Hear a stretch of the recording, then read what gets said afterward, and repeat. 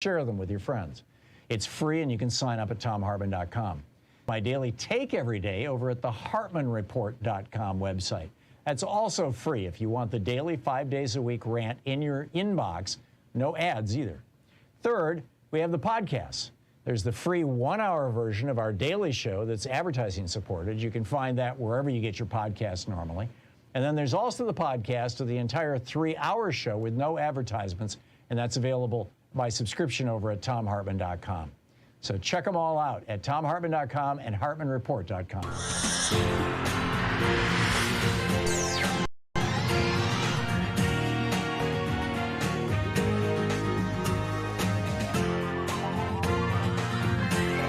We say fight back!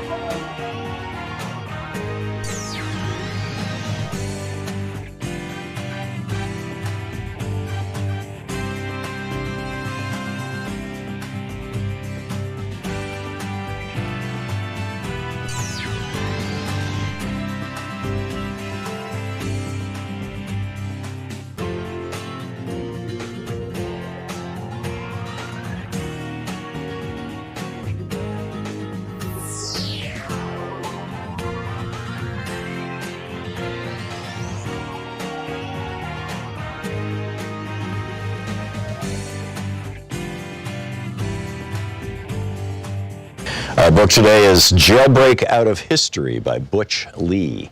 This is from the first chapter, Jailbreak Out of History, Harriet. Focus on Amazons, about why we deal with real women as myths, girls who never really existed. Yet and again, all are around us, and that we can't bring ourselves to see. Because seeing through white men's eyes is about non-vision of ourselves. So let's deal with a real Amazon. Think about Harriet Tubman. Take 6 months. In fact, take a year and think. Break it on down. What does it mean to be the most famous new African woman in U.S. history? What does it mean to be stuck in that lie? What's the meaning of being famous while being hidden and disfigured and dissed? Let's jailbreak Harriet Tubman out of white history and place her in Amazon and new African her story, her people's story. Harriet Tubman's life is a live weapon placed in our minds, showing us what it means to be an Amazon, which is why the capitalist patriarchy has forbidden us to touch on it for so long. In this, maybe for the first time, we can see Amazons as a future force in a clash of peoples and nations, not as myths, but as players in the whole difficult course of world politics. We can also appreciate the bittersweet tang of reality as the peeling away of layers of propaganda and disfigurement which have hidden Harriet from us exposes how much we assume and how little we have known. New African women have already pointed out the significant pattern of Harriet's exclusion. Cultural critic Bell Hooks said recently, I mean, if we could recover Ida B. Wells and Harriet Tubman to the extent that we've recovered, say, Zora Neale Hurston, I think that's an important contrast because people want to bury that revolutionary black female history. Historian Deborah Gray White connects Harriet's treatment to a larger pattern in the mainstream history of slavery, in which black women, quote, were reduced to insignificance and largely ignored, end quote. In examining the influential historian Stanley Elkins, she points out, quote, that Elkins seems to omit women altogether was accentuated by his description of slaves whom he identified as part of an American underground, those who never succumbed to Samboism. Among those mentioned were Gabriel, who led the revolt of 1820, Denmark Vesey, leading spirit of the 1822 plot at Charleston, and Nat Turner, an omission conspicuous by its absence, was Harriet Tubman.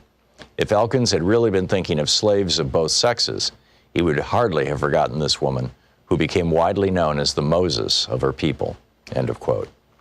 Patriarchal capitalisms, which only want Amazons to be exotic myths about forgotten ages, have hidden Harriet Tubman in her own fame. They both trivialize and exceptionalize her. These are tools of oppressor culture. The stripped down and censored version of her life is told in elementary schools all over the U.S. empire. So much so that everyone thinks they know her story already, although they don't. Harriet Tubman was born in slavery in Maryland around 1820. She escaped to the North when she was 29, but kept returning secretly to the South again and again to help other slaves escape. For this, she became known as Moses. True statements. But by limiting her, it becomes clever propaganda against her and against her people. Where patriarchy has been unable to deny that women do significant things, it denies the full meaning of what we do by trivializing them. Mary Daly, feminist philosopher, traces the enormity of what patriarchy has done to us. In ancient Greece, the goddess Hecate, also known as Artemis and Diana, was sometimes known as Trivia and represented by a three-faced statue. That was also the name used for the intersection of three paths, which in many old cultures were the sites of mystical power. She writes in Gynecology, quote, "In light of the cosmic significance of the term trivia as the crossing of the three roads and of the goddess who bears this name, contemporary meaning of the term in English should be examined. The English term, which according to Merriam-Webster is derived from the Latin trivium or crossroads, is defined as common, ordinary, commonplace, of little worth or importance, insignificant, flimsy, minor, or slight. Of course, according to patriarchal values, that which is commonplace is of little worth. For in a competitive hierarchical society, scarcity is intrinsic to worth. Thus, gold is more important than fresh air, and consequently, we are forced to live in a world in which gold is easier to find than pure air." End quote. So to trivialize Harriet Tubman, the capitalist patriarchy pictures her as an idealized woman by their definition, who makes a life of helping others.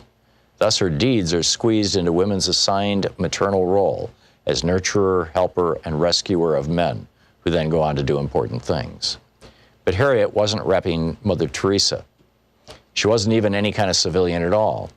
She was a combatant, a guerrilla, a warrior carrying pistol and rifle, fighting in her people's long war for freedom, a war that rocked the foundations of American society, and that has never gone away. Think about what it means to be called Moses, which was the code name other new Africans gave her, and which became Harriet's famous warrior name in the anti-slavery underground. When we check out the Bible, we can see that Moses was a ruthless visionary, someone who forced the boldest changes and risks upon his people so that they could survive, who led them out of captivity. To put it simply, Moses was a leader in a time of war. So too was Harriet Tubman. The book Jailbreak Out of History by Butch Lee.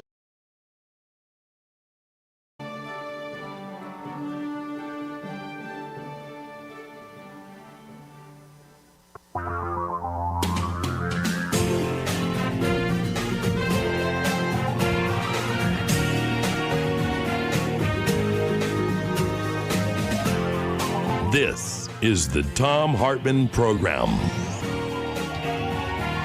Hey, happy Monday. It's a brand new week, and yet a brand new opportunity for Donald Trump to get indicted. Sean, for some reason, I'm hearing myself in my IFB. There we go. So much going on. Apparently, the grand jury in D.C. meets tomorrow. So that would argue for a vote tomorrow on the indictment and then perhaps service on Wednesday. I'm not sure, but I have a feeling this is going to be a very consequential week. Also recall that Thursday of last week, Fani Willis had all the barriers and security stuff put up around the state courthouse there, or the county courthouse, excuse me, in Atlanta, in preparation for her announcing her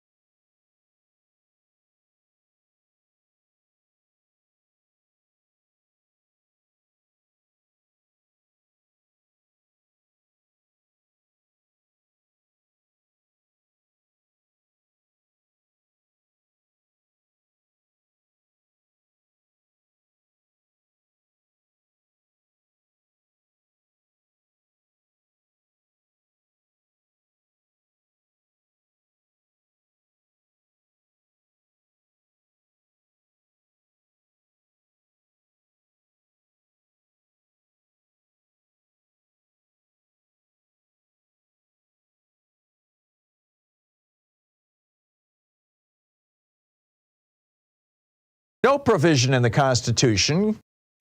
Excuse me. In Barbieland, corporations are not people, and money is not considered protected free speech. And I almost choked on my popcorn. I mean, it's like, wait a minute. Barbie understands this better than Sam Alito. Sam Alito, who, voted on and was one of the authors of the Citizens United decision. In fact, you could argue he was the tie-breaking vote. I mean, any one of the five at the time that were on the bench could have been the tie-breaking vote. But Sam Alito over the weekend, well, not over the weekend, actually, I think it was Thursday or Friday of last week, published a piece in the Wall Street Journal. Their editorial page editor, seems to be in tight with Alito, saying, and I quote, "No provision in the Constitution gives them," he's talking about Congress, "the authority to regulate the Supreme Court, period." Now, this is a pretty amazing thing for Alito to say. I mean, particularly given that Article 3, Section 2 of the Constitution is pretty specific about this. It says, and I'm quoting, this is the Constitution, "The Supreme Court shall have appellate jurisdiction both as to law and fact, with such exceptions and under such regulations as the Congress shall make." Not only that, in 1835, Congress expanded the Supreme Court, that's a regulation, increasing the size from 7 to 9, by at the same time also creating the 8th Circuit Court and the 9th Circuit Court. And Sam Alito has the seat that was the 8th seat. So Sam Alito is on the court because of regulation by Congress. I mean, quite literally. Congress defines what Sam Alito's paycheck is. Congress pays for the building in which Sam Alito sits and has the power to close that building and say, "Sam, you and your buddies in the Supreme Court are going to have to meet now at the Waffle House in downtown Washington, D.C., if there is one there. There's a great waffle place on 8th Street we used to eat at, but I don't know that it's called the Waffle House. But you get my point. Congress has complete power over the Supreme Court. Congress could pretty much virtually shut down the Supreme Court. Congress, and Alito, the whole point of Alito's editorial is that the Constitution created the Supreme Court, not Congress. Well, yes, the Constitution did, but it doesn't specify how many members are on the Supreme Court. It doesn't give the Supreme Court the authority to strike down laws. It asks Congress to define the authority parameters of the Supreme Court. And it asks Congress to define the number of members of the Supreme Court, the pay of the Supreme Court, where the Supreme Court shall meet, when the Supreme Court, all this stuff, this is all regulation by Congress. Alito is just like making this stuff up. Now, why is he doing this? Well, because the Supreme Court keeps making decisions that Americans hate and that are ahistoric and that, frankly, I think are illegal. Citizens United right at the top of that list, saying, "Oh yeah, money is free speech. It's not money anymore, and bribery doesn't even exist in politics in America anymore. Money is just free speech, and free speech is protected by the First Amendment." And then to take it to the next step, the First Amendment, free speech, is also available to corporations, because corporations are persons too, and they have rights under the Bill of Rights. Don't you know? That Bill of Human Rights that Jefferson demanded be added to the Constitution, or he wouldn't, support Virginia ratifying the convention. Over the objections of Patrick Henry, by the way. But in any case, I mean, for the Supreme Court to say that the Bill of Rights applies to corporations, I mean, that was too much, frankly, for William Rehnquist. William Rehnquist, when the Supreme Court said, this was in 1978 in the Bellotti case, when the Supreme Court said that corporations are persons and have First Amendment rights, and that means that they can spend unlimited amounts of money to buy politicians. William friggin' Rehnquist, the Republican Chief Justice of the U.S. Supreme Court, wrote the dissent. And he said, "A state grants to a business corporation the blessings of potentially perpetual life and limited liability to enhance its efficiency as an economic entity." He said, those properties, so beneficial in the economic sphere, pose special dangers in the political sphere. He said political expression is not at all necessary to effectuate the purposes for which states permit commercial corporations to exist. Right. He goes on to say the interests of Massachusetts. See, Massachusetts had a law that was struck down by the Bellotti decision. Frank Bellotti was the Attorney General of Massachusetts at the time. They had a law that said that corporations can't use their money to influence politics. And William Rehnquist writes, the interests of Massachusetts and many other states which have restricted corporate political activity, it was 30 states, by the way, is not one of equalizing the resources of opposing candidates or opposing positions, but rather of preventing institutions which have been permitted to amass wealth as a result of special advantages extended by the state for certain economic purposes from using that wealth to acquire an unfair advantage in the political process. He was right, Rehnquist was, which kind of hurts my mouth to say, but, you know, when in 2010, when the court tripled down on this in Citizens United, John Paul Stevens called him out. He said that he wrote, the court's blinkered and aphoristic approach to the First Amendment will undoubtedly cripple the ability of ordinary citizens, Congress, and the states to adopt even limited measures to protect against corporate domination of the electoral process. He went on to say the court's ruling threatens to undermine the integrity of elected institutions across the nation. The path it has taken to reach its outcome will, I fear, do damage to this institution, to the court. And sure enough, it's one of the reasons why people are so upset with the Supreme Court. They legalized bribery. You know, as Jimmy Carter said on my program, Citizens United violates the essence of what made America a great country in its political system. Now it's just an oligarchy with unlimited political bribery. Jimmy Carter was right. So here we are in a situation where a justice on the Supreme Court is more ignorant of the law and of the Constitution than a doll in the Barbie movie. What does this say about America? What does this say about the Supreme Court? What does this say about what kind of trouble we are in? Holy cow. By the way, if you haven't seen Barbie, go see it. It's a great movie. It's really a great movie. It's good, dumb fun, and also it's thought-provoking. I think you'll find it fascinating. You'll enjoy it. We'll be right back, 17 minutes past the hour. This is the Thom Hartmann Program. Up next, it looks like the Klan has been rewriting Florida's curriculum, and could Trump's new threats actually lead to Biden's impeachment?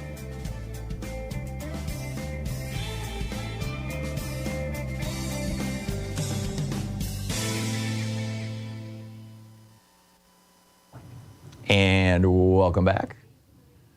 Let's see here. David in Sarasota, Florida, listening on the Thom Hartmann app. Hey, David, what's on your mind today? How you doing, Tom? Thanks for your show. I appreciate that. David? WMNF and Tampa. You're on the air? My question was David on. There's David. Week, hey, David, what's on your mind today? I was saying I'm glad you took my call, and thanks to WMNF and Tampa for carrying your I can't understand you, question, David. It sounds like maybe you're on a speakerphone or Bluetooth or something. I don't know what it is, but I can't understand you. Can you hear me now? Yes.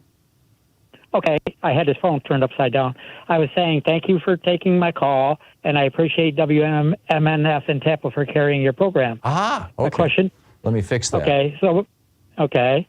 So my question for you was, last week you said that Trump could still if he was elected, he could carry out his office in prison if he got convicted of anything. Right. And I've heard him say in one of his speeches that he could still do that. Yes. He told a reporter that last week, actually. Okay. The guy, it was a talk show host, and the guy said, if you're convicted, if you're tried and convicted, will you still be able to be president? Will you still run if you're convicted before you become president? And Trump said yes to all. He said there's no provision in the Constitution that prevents you from running for president even if you're a convicted felon. I mean, he didn't use the word convicted felon, but he pointed out that the Constitution allows for that, and it does. He's right. Okay. You know, Eugene Debs in 1920 ran for president from prison. He had Woodrow Wilson had thrown him in jail because of his anti-World War I protests, and under the Alien and Sedition Act version 2. And you know, Eugene Debs is Bernie Sanders' hero. He's got all kinds of Eugene Debs memorabilia around, you know, in his office and stuff. He ran as a socialist for president, but he ran from prison. So it can be done. And he got over 1 million votes, by the way, Eugene Debs did in that election. That's a crazy system we got here. Yeah, yeah. In fact, there are those who argue that Eugene Debs running in that election is why Harding became president. That's why we got a Republican president. But that's a whole nother discussion. Okay, great talking to you. Thank you. Okay, you're welcome. Thank you very much. Let's see here. Jerry in Ontario, California. Hey, Jerry, thanks for watching us on YouTube. What's on your mind today? Yes, Tom. McCarthy's Trillion Tree Project, we ought to take him up on it.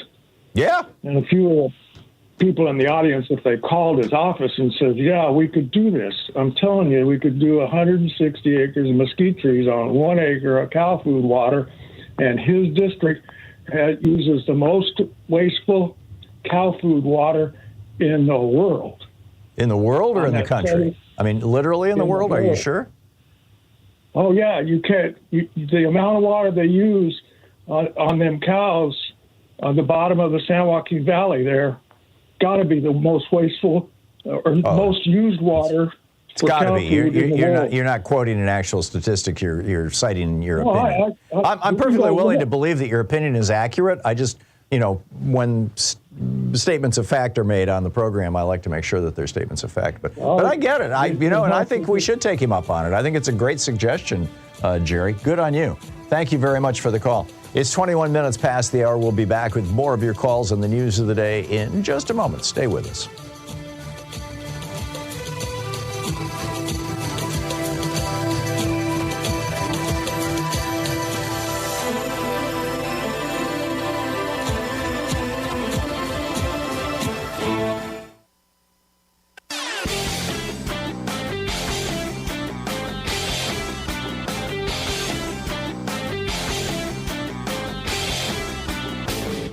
Missed my opening rant today? It's usually published over at HartmannReport.com, where you can read it and share it with your friends for free. Check it out, HartmannReport.com. So when was the last time you heard some Republican ranting about how, you know, like Ron DeSantis, Florida's where woke goes to die, and we're declaring war on woke, and all that kind of. You know, Republicans have been using dog whistles for most of my lifetime to shout out to their generally white racist base against various minority groups. Richard Nixon was, we're law and order. And, as John Ehrlichman pointed out, his whole war on drugs was basically a war on black people and hippies. George Herbert Walker Bush had Willie Horton. George W. Bush had the Muslims. Donald Trump, it's the Mexican rapists. It just never ends. Woke is just the latest dog whistle they've got. So the next time somebody uses that phrase, just, ask them, what are you talking about here? Are you just trying to tell me that you're a bigot? I mean, what are you really saying? There's a whole rant about this over at HartmannReport.com. Check it out.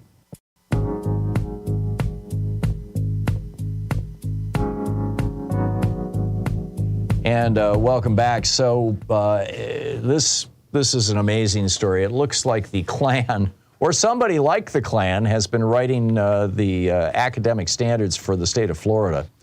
Back in the 70s, I believe it was, the state of Florida came up with a board to, it was 1994, and it was called the African American History Task Force. And this was created in 1994 by the Florida Commissioner of Education to advise the state on how to present African American history.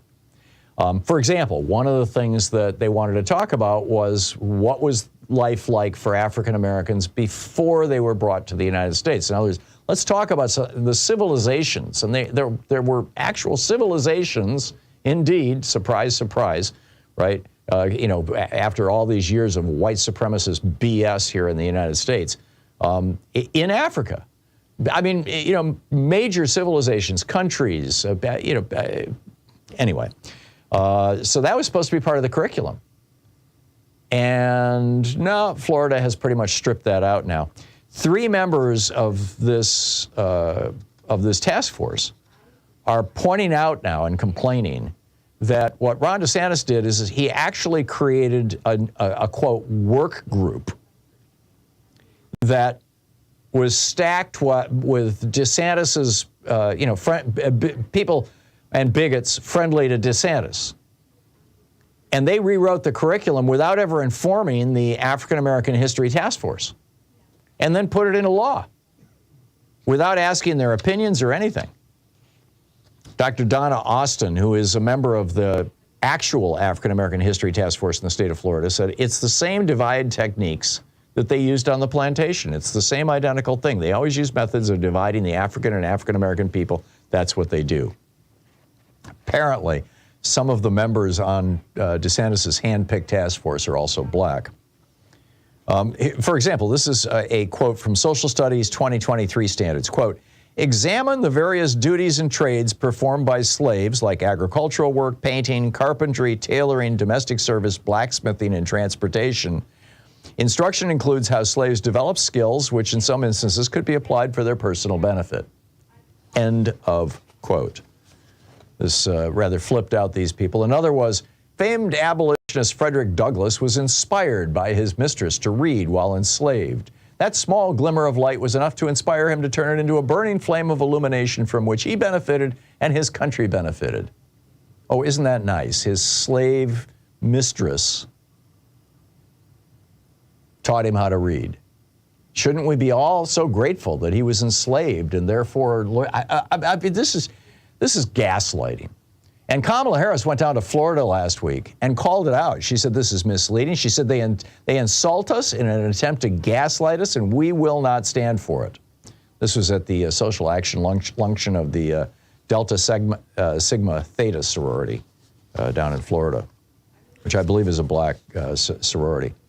State Senator Geraldine Thompson said in a statement to the Daily Beast, she said, this focus is totally missing from the newly adopted, she said, Florida statute requires that instruction be provided on African civilization before colonization and slavery. This focus is totally missing from the newly adopted standards. The standards should not advance the misconception that our history as a people began with slavery and not with one of the most advanced civilizations in the world.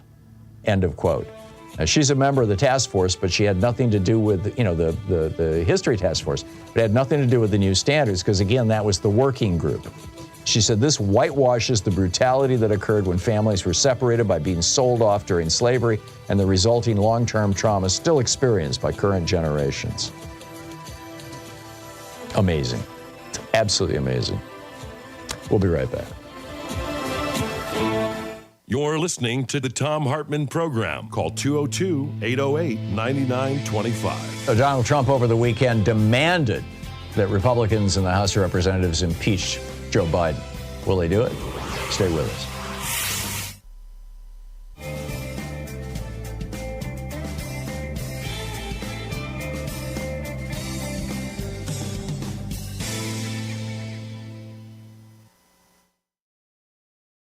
Our book today is Jailbreak Out of History by Butch Lee.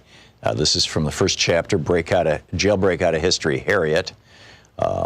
Focus on Amazons, about why we deal with real women as myths, girls who never really existed. Yet and again, all are around us, and that we can't bring ourselves to see. Because seeing through white men's eyes is about non-vision of ourselves. So let's deal with a real Amazon. Think about Harriet Tubman. Take 6 months. In fact, take a year and think. Break it on down. What does it mean to be the most famous new African woman in U.S. history? What does it mean to be stuck in that lie? What's the meaning of being famous while being hidden and disfigured and dissed? Let's jailbreak Harriet Tubman out of white history and place her in Amazon and new African, her story, her people's story. Harriet Tubman's life is a live weapon placed in our minds, showing us what it means to be an Amazon, which is why the capitalist patriarchy has forbidden us to touch on it for so long. In this, maybe for the first time, we can see Amazons as a future force in a clash of peoples and nations, not as myths, but as players in the whole difficult course of world politics. We can also appreciate the bittersweet tang of reality as the peeling away of layers of propaganda and disfigurement which have hidden Harriet from us exposes how much we assume and how little we have known. New African women have already pointed out the significant pattern of Harriet's exclusion. Cultural critic Bell Hooks said recently, if we could recover Ida B. Wells and Harriet Tubman to the extent that we've recovered, say, Zora Neale Hurston, I think that's an important contrast because people want to bury that revolutionary black female history. Historian Deborah Gray White connects Harriet's treatment to a larger pattern in the mainstream history of slavery, in which black women, quote, were reduced to insignificance and largely ignored, end quote. In examining the influential historian Stanley Elkins, she points out, quote, that Elkins seems to omit women altogether was accentuated by his description of slaves whom he identified as part of an American underground, those who never succumbed to Samboism. Among those mentioned were Gabriel, who led the revolt of 1820, Denmark Vesey, leading spirit of the 1822 plot at Charleston, and Nat Turner, an omission conspicuous by its absence, was Harriet Tubman. If Elkins had really been thinking of slaves of both sexes, he would hardly have forgotten this woman, who became widely known as the Moses of her people, end of quote. Patriarchal capitalisms, which only want Amazons to be exotic myths about forgotten ages, have hidden Harriet Tubman in her own fame. They both trivialize and exceptionalize her. These are tools of oppressor culture. The stripped down and censored version of her life is told in elementary schools all over the U.S. empire. So much so that everyone thinks they know her story already, although they don't. Harriet Tubman was born in slavery in Maryland around 1820. She escaped to the North when she was 29, but kept returning secretly to the South again and again to help other slaves escape. For this, she became known as Moses. True statements. But by limiting her, it becomes clever propaganda against her and against her people. Where patriarchy has been unable to deny that women do significant things, it denies the full meaning of what we do by trivializing them. Mary Daly, feminist philosopher, traces the enormity of what patriarchy has done to us. In ancient Greece, the goddess Hecate, also known as Artemis and Diana, was sometimes known as Trivia and represented by a three-faced statue. That was also the name used for the intersection of three paths, which in many old cultures were the sites of mystical power. She writes in Gynecology, quote, in light of the cosmic significance of the term trivia as the crossing of the three roads and of the goddess who bears this name, contemporary meaning of the term in English should be examined. The English term, which according to Merriam-Webster is derived from the Latin trivium or crossroads, is defined as common, ordinary, commonplace, of little worth or importance, insignificant, flimsy, minor, or slight. Of course, according to patriarchal values, that which is commonplace is of little worth. For in a competitive hierarchical society, scarcity is intrinsic to worth. Thus, gold is more important than fresh air, and consequently, we are forced to live in a world in which gold is easier to find than pure air. End quote. So to trivialize Harriet Tubman, the capitalist patriarchy pictures her as an idealized woman by their definition, who makes a life of helping others. Thus, her deeds are squeezed into women's assigned maternal role as nurturer, helper, and rescuer of men, who then go on to do important things. But Harriet wasn't repping Mother Teresa. She wasn't even any kind of civilian at all. She was a combatant, a guerrilla, a warrior carrying pistol and rifle, fighting in her people's long war for freedom, a war that rocked the foundations of African society, American society, and that has never gone away. Think about what it means to be called Moses, which was the code name other new Africans gave her, and which became Harriet's famous warrior name in the anti-slavery underground. When we check out the Bible, we can see that Moses was a ruthless visionary, someone who forced the boldest changes and risks upon his people so that they could survive, who led them out of captivity. To put it simply, Moses was a leader in a time of war. So too was Harriet Tubman. The book, Jailbreak Out of History by Butch Lee.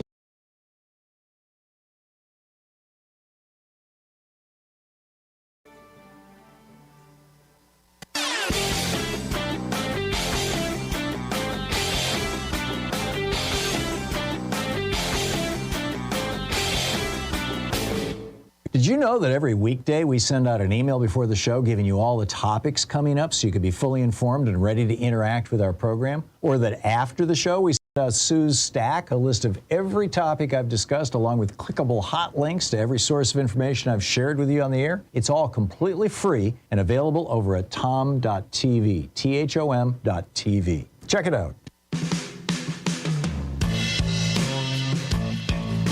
Welcome back. Donald Trump yesterday in well, actually it was Saturday in a campaign rally in Erie, Pennsylvania.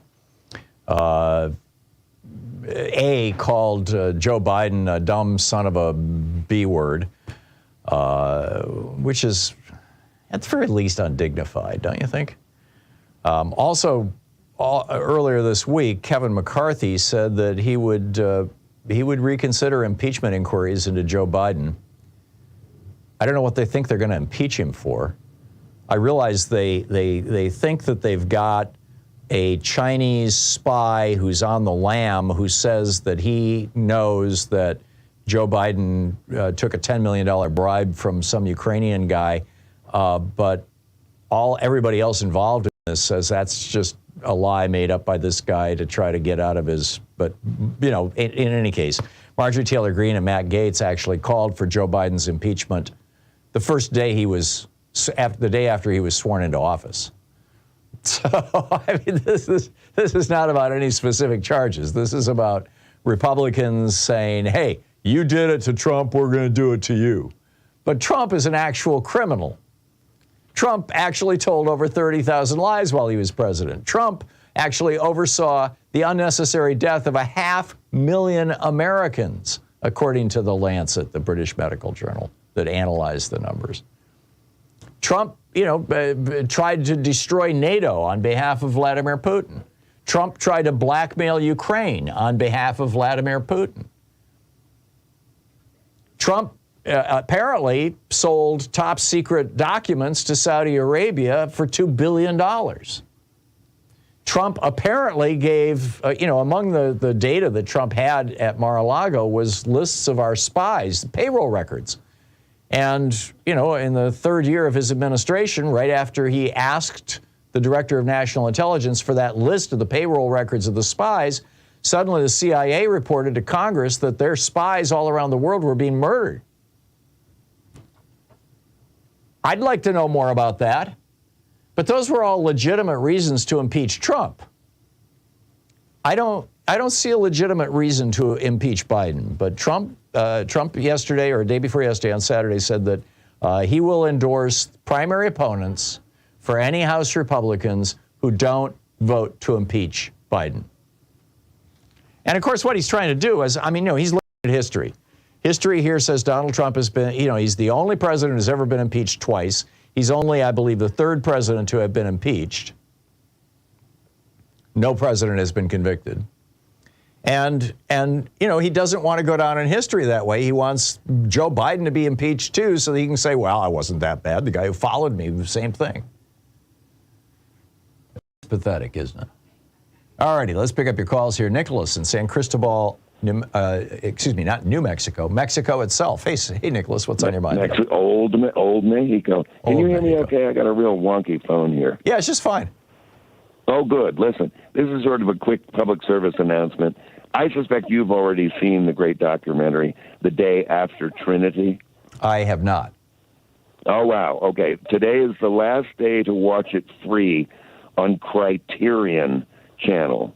Okay. Okay. Where is Criterion? All you got to do is just Google The Day After Trinity Criterion Channel. It'll pop immediately up. I'm surprised it's not on YouTube. Link everyone. Huh? Usually there's pirated versions of everything on YouTube. I'm surprised it's not. I don't think this one is. Criterion has been guarding this one for too long. Anyway, Today's the last free day. Everyone can just Google Criterion Channel, The Day After Trinity, and I just watched it early this morning because I forgot last night, and today's the last day. It's wild. It's got everything that the movie Oppenheimer doesn't have in it, and a lot of the same. But for example, and here's a weird takeaway. From all I listened to, this is what I got out of it. The first hydrogen bomb, the first one, was 1,000 times more powerful than the bomb dropped on Hiroshima. A 1,000 times. Right, because fusion is much more potent than fission. Yeah, and the current ones are now 4,000 times. I mean, this is like dropping a small star from the sky. Yep. You know, it's the same fuel as the stars. Yep. This is insane. We got to do something here, Tom. Yeah. They're out there. Those weapons are out there in the thousands now. I know. It's troubling. And then, you know, over the weekend, Dmitry Medvedev, the guy who plays musical chairs with Putin, came out and said that if it looks like Ukraine is winning the war, they're going to use nukes. You know, now he doesn't have the official authority to say this, so it's but. You know, he often says things that Putin are thinking. Oh, I know. It's saber rattling, though. I'm not taking it seriously, but I think that I'm not either. It's pretty horrible. Anyhow, Nicholas, thank you. I'll have to check that out this afternoon if I can find enough time. Thank you very much. Franz in Trumansburg, New York. Hey, Franz, what's up? What's on your mind today? Hi. Yes. So I called last week, and I'm following that up. I referenced Dr. Ye Tao and an organization called Mir.org about climate change and geoengineering. And I should say I'm not at all affiliated with Dr. Tao or Mir. I found out about them several years ago, and but the main thing I want to say, and I think this is going to take several weeks of calls to make a series of complex points. I'll try to keep it as simple as possible. But one of the big things I'd like to get across is we as environmentalists need to be clear about keeping a distinction between the problem and the cause. Now, I am certainly in favor of cutting carbon emissions down to nothing and taking the fossil fuel corporate executives to The Hague and bringing them up on war crimes charges. But that is not the solution to our problem. The problems are twofold. The problems are heat and acidity. And getting the carbon out of the atmosphere will solve the problem long term, but it won't solve it short term. And as you very correctly point out, this is very much like the Permian extinction. In fact, it's worse because it's happening way faster. And so we need to do something else in addition to this. And the powers that be, including a lot of people I admire, a lot of great environmentalists, I don't hear them talking about effectively geoengineering. Yeah. Well, that's because so much of it, there are a lot of conversations around geoengineering. The problem is that so much of it is, has the potential to backfire or to go wrong, the law of unintended consequences. The oceans will eventually restabilize, but the way that they'll do it is by converting most of the limestone and most of the bones in sea animals, back into base calcium, which will alkalize the oceans. I mean, it's just, it will rebalance by destroying basically all life in the ocean, which is what happened during the Permian mass extinction. 90% of all life in the oceans died. And the heat, will eventually rebalance itself too. Once we're long dead. But, I don't disagree with you, Franz. Franz, I need to move along, though. I just don't have the time to get into a long discussion about climate change. And I get it. You can make future phone calls if you need to. Robert in Wilmington, Vermont. Hey, Robert, what's on your mind today? This is Robert in Boston. Oh, Boston. Okay, I'll change that. What's up, Robert? Okay. Hi, Tom. I'm looking at Article 3, Section 2. Said it's there. Could there be a mistake there?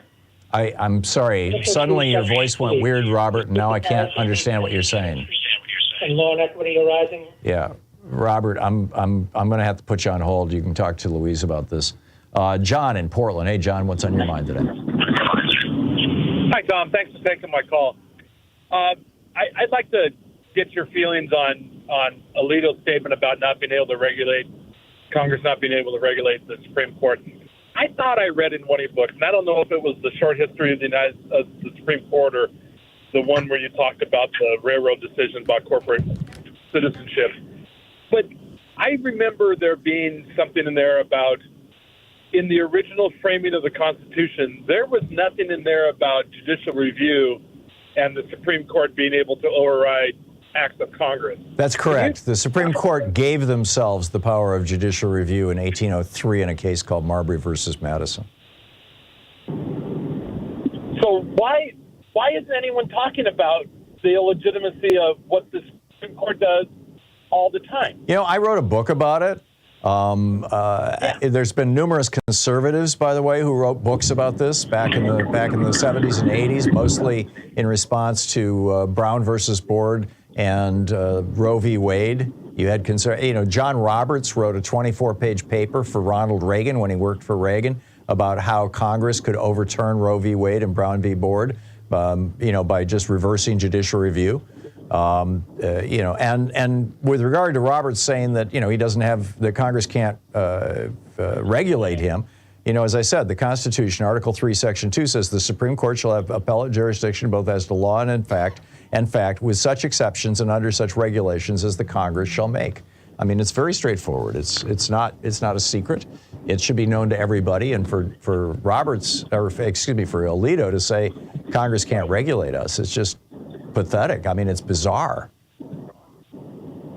But in terms of judicial review, here's the and in fact the legislation that was just passed a couple months ago to lift the debt ceiling has a paragraph in it that says this legislation is not subject to judicial review, which is called court stripping. It's using that exceptions clause in Article 3, Section 2 and saying, no, this is an exception to what you may rule on, Supreme Court. So, and it's one of, apparently over 100 laws that have been passed in the last 30, 40 years that say that. It's just that none of them have ever been subject to judicial review. And, my guess is that if one of these cases ever came before the Supreme Court, where the Supreme Court is asked to rule on a law that says that the Supreme Court can't rule on that law, the Supreme Court will, like they did with Marbury versus Madison in 1803, will reassert their right of judicial review and come up with some, constitutional basis for it or something. I mean, there were some people, and there are some places in the Federalist Papers that can be interpreted as being supportive of judicial review. It was an issue of debate back in the 1700s.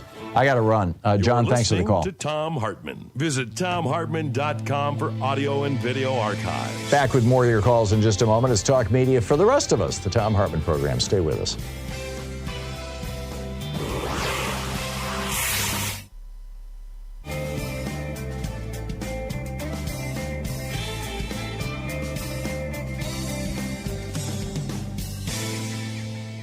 And welcome back. Mike in Green Bay, Washington. Hey, Mike, what's on your mind today?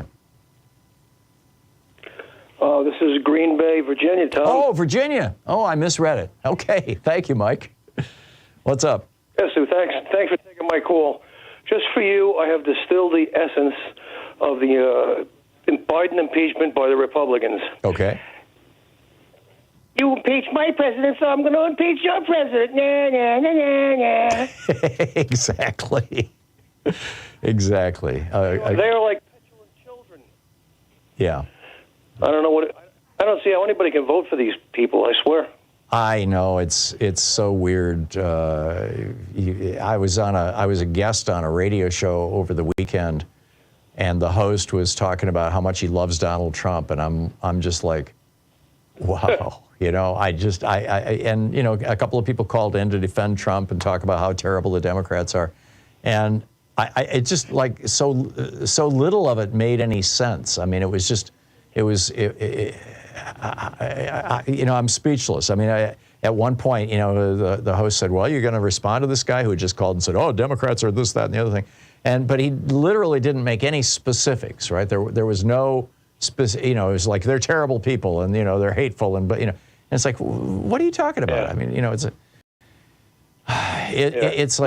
like we've got two separate universes in America. There's the reality-based world, and then there's the Republican-based world, and they're not living in reality. It's a tragedy, I think.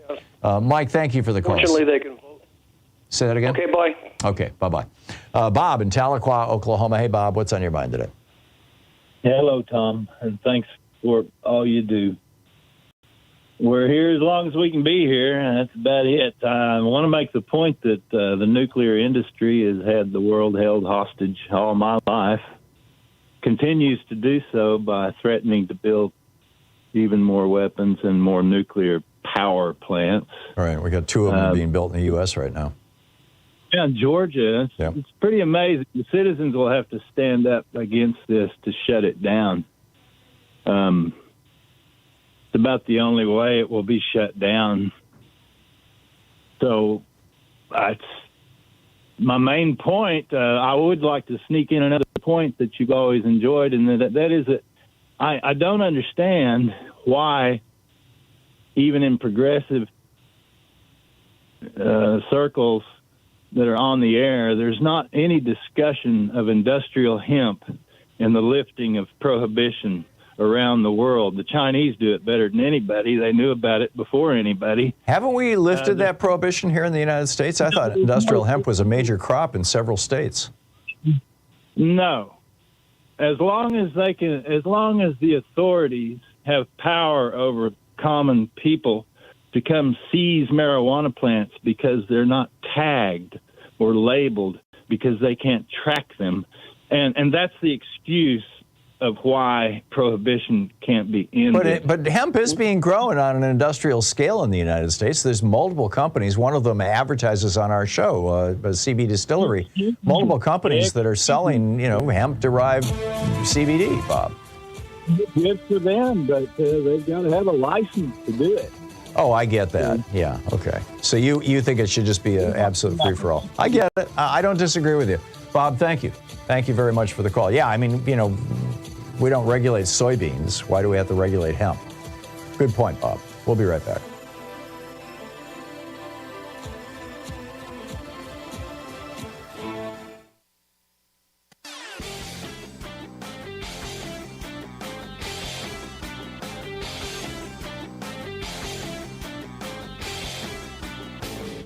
Hey, thanks so much for sharing our program and for reaching out to our stations and sponsors and letting them know that you're listening. It really means a lot to us. Recently, I did an op-ed and a little rant here about what happens when you raise the top income tax rate on morbidly rich people to 90%. And how, you know, that helps reduce income inequality and funds the government, all kinds of good, positive things. What about corporate taxes? We really need to go back to the 50% top corporate income tax rate that we had under Dwight Eisenhower, for example. The reason why is not on the assumption that we're going to collect all that money, but what it does is it causes corporations to change their behavior, to do things to try to get tax deductions so they don't have to pay that in taxes. And what are the main things they do? They develop new products. They do research and development. They become more competitive. They open up new stores. They pay their employees better. They offer better benefits. All of these things are 100% tax deductible and thus lower their corporate income taxes and help out America. You can read all about it over at hartmannreport.com.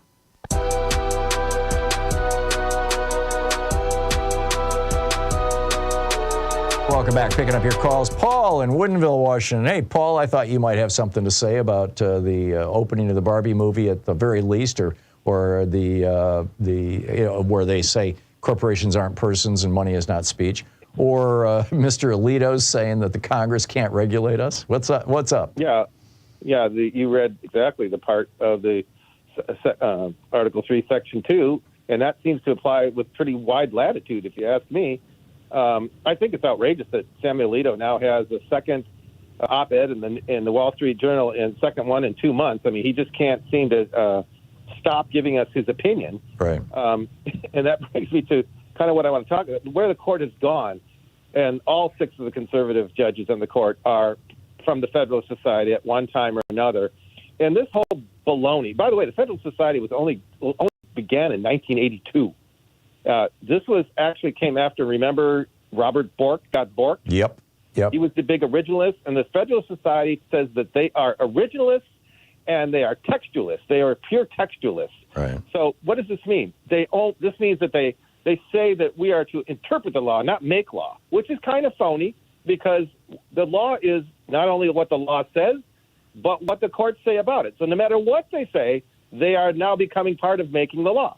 Okay, but the problem is you cannot be originalist and a pure textualist because the Constitution was drafted on the common law. And you can read Oliver Wendell Holmes' Jr. book called The Common Law, published in 1881, talks all about the principles of common law and how the Constitution was drafted on the common law. So, yes, we didn't have textualism as long as the common law has been since about the 7th century.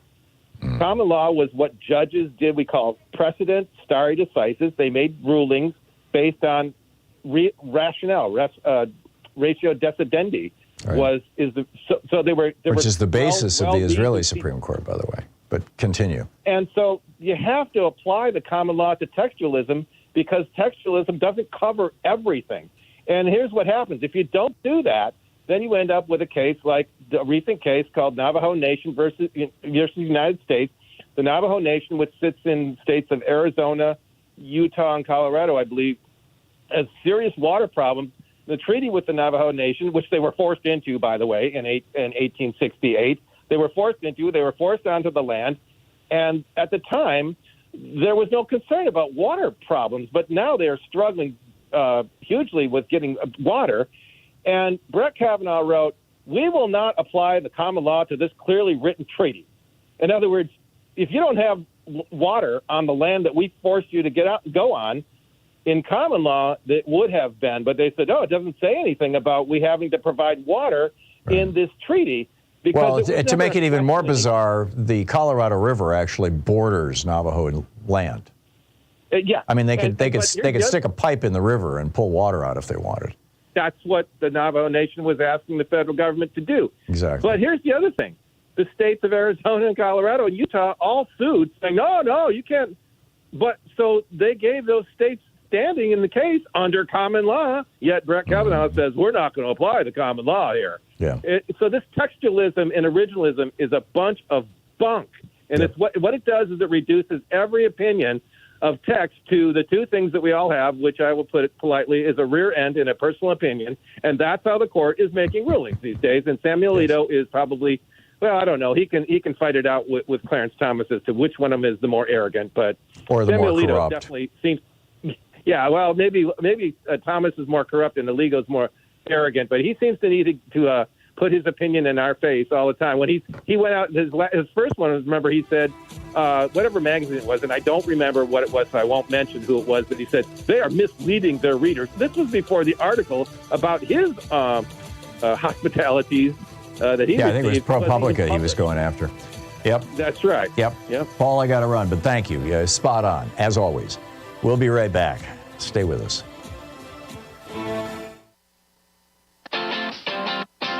You're listening to Thom Hartmann.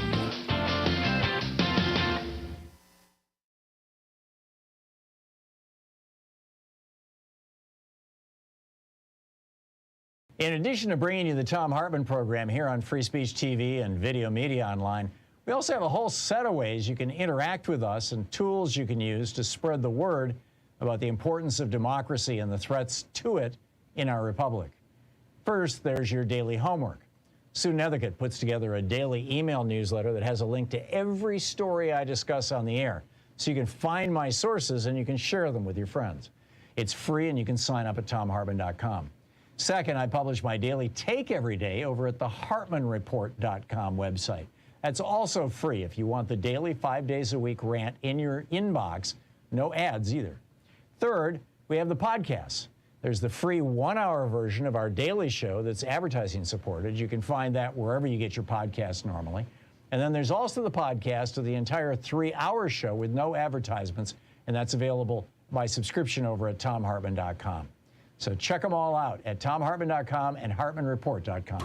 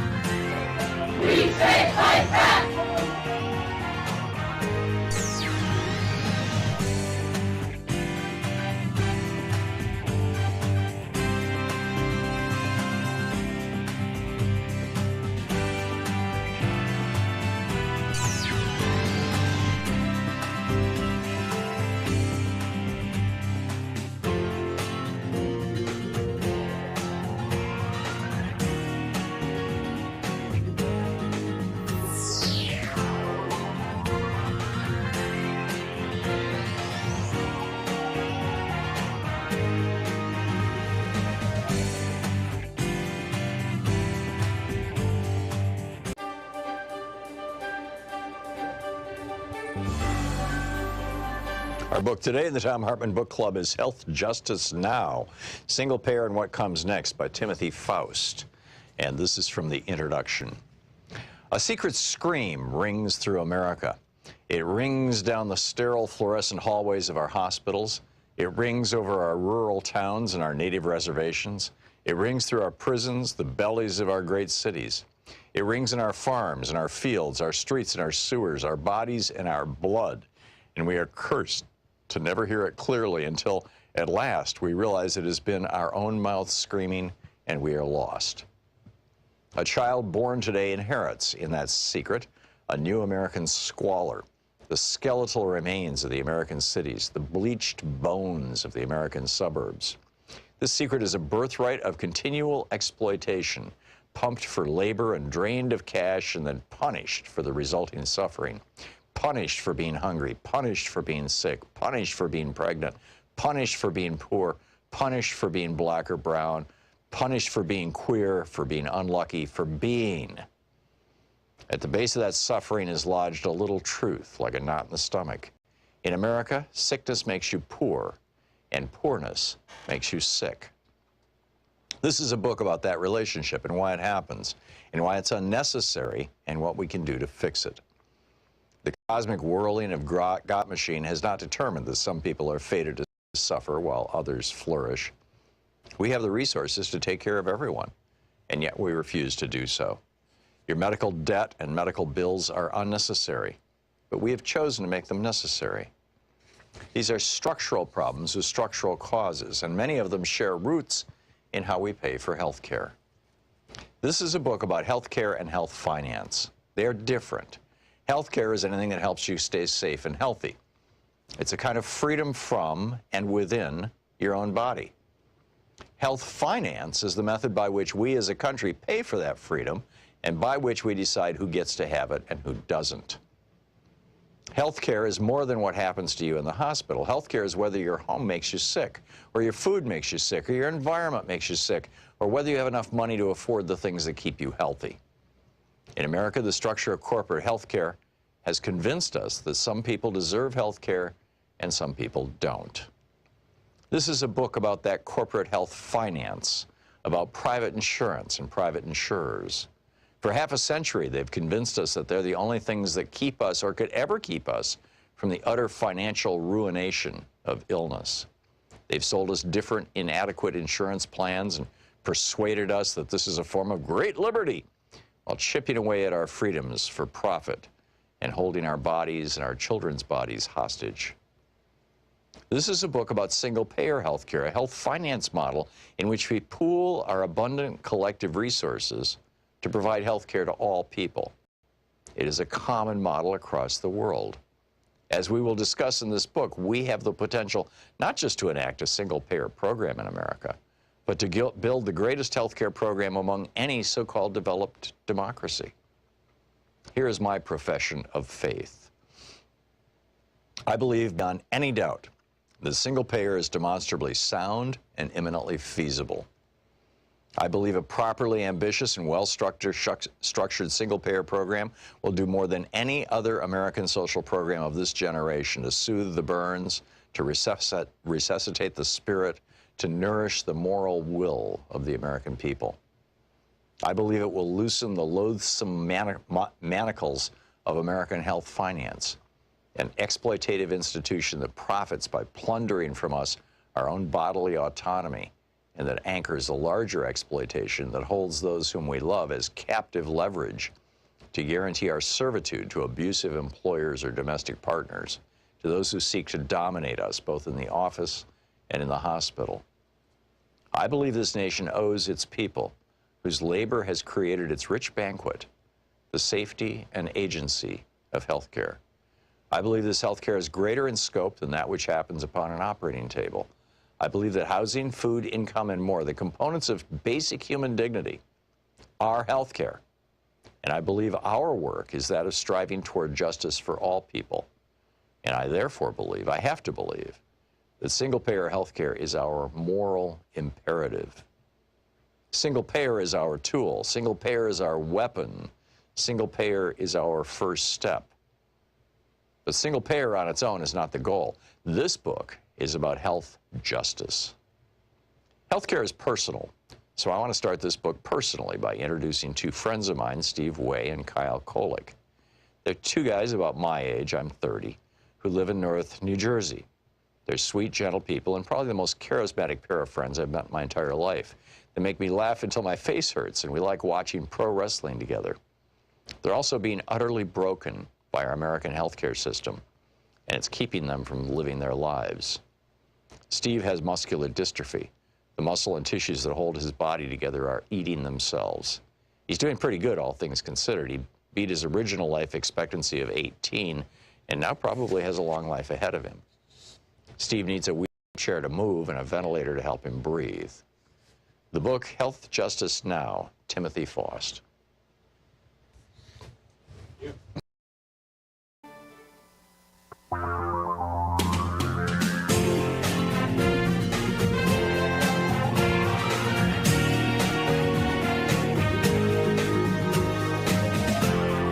This is the Thom Hartmann Program.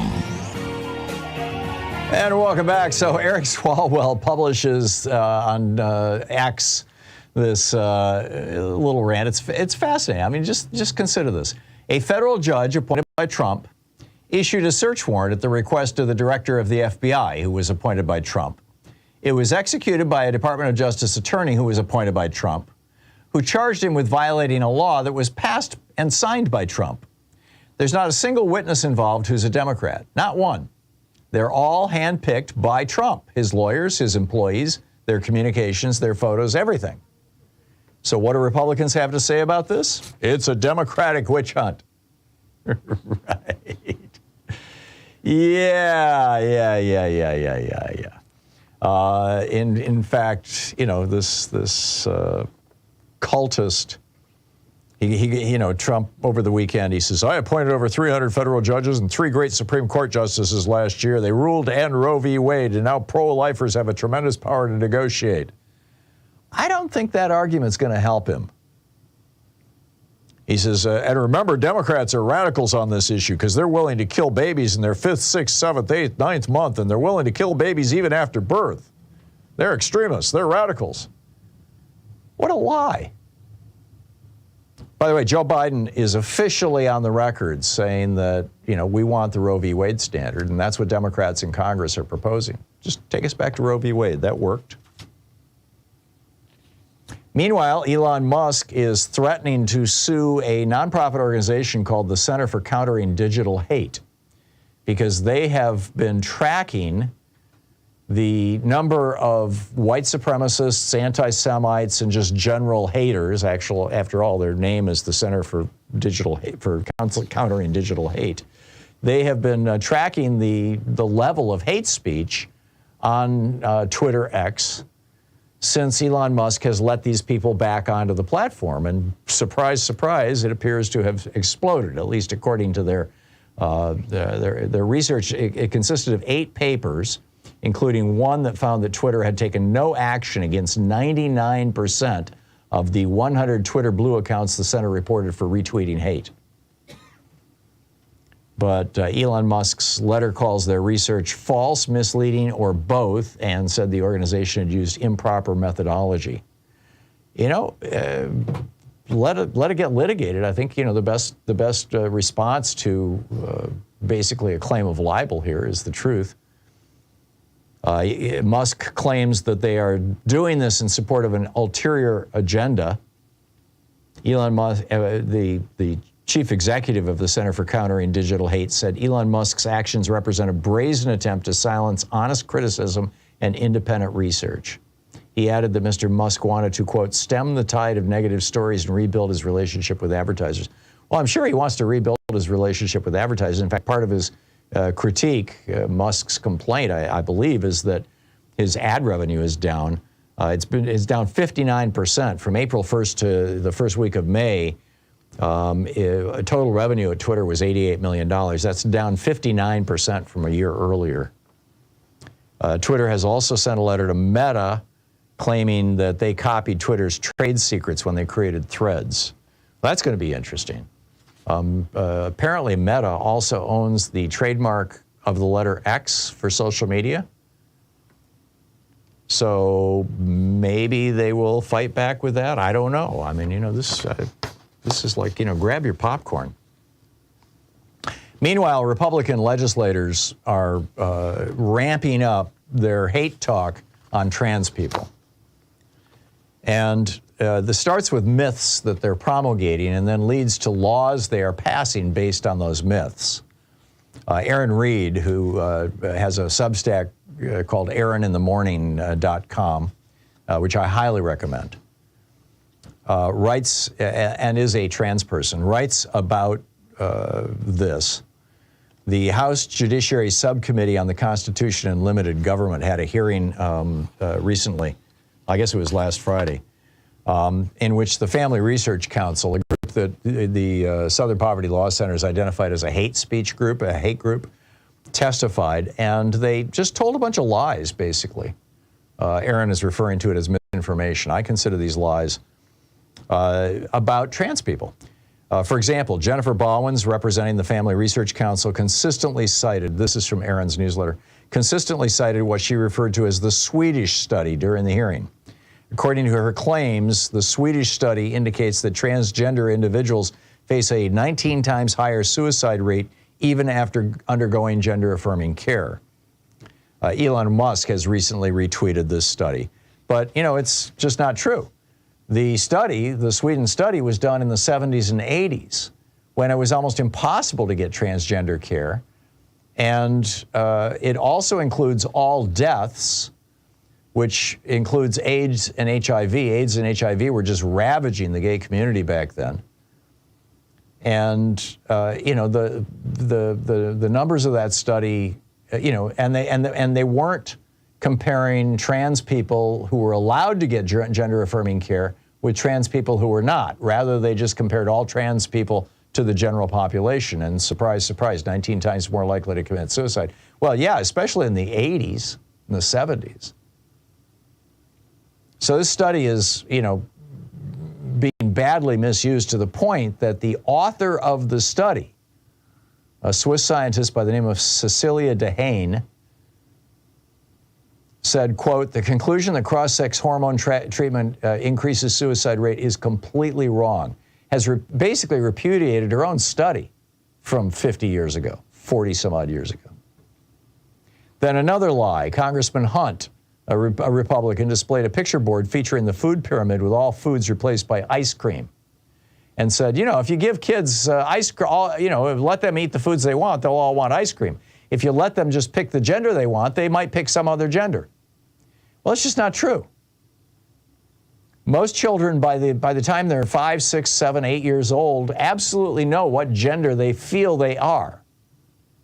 And for, well over 90% of children, it's the gender they were born as.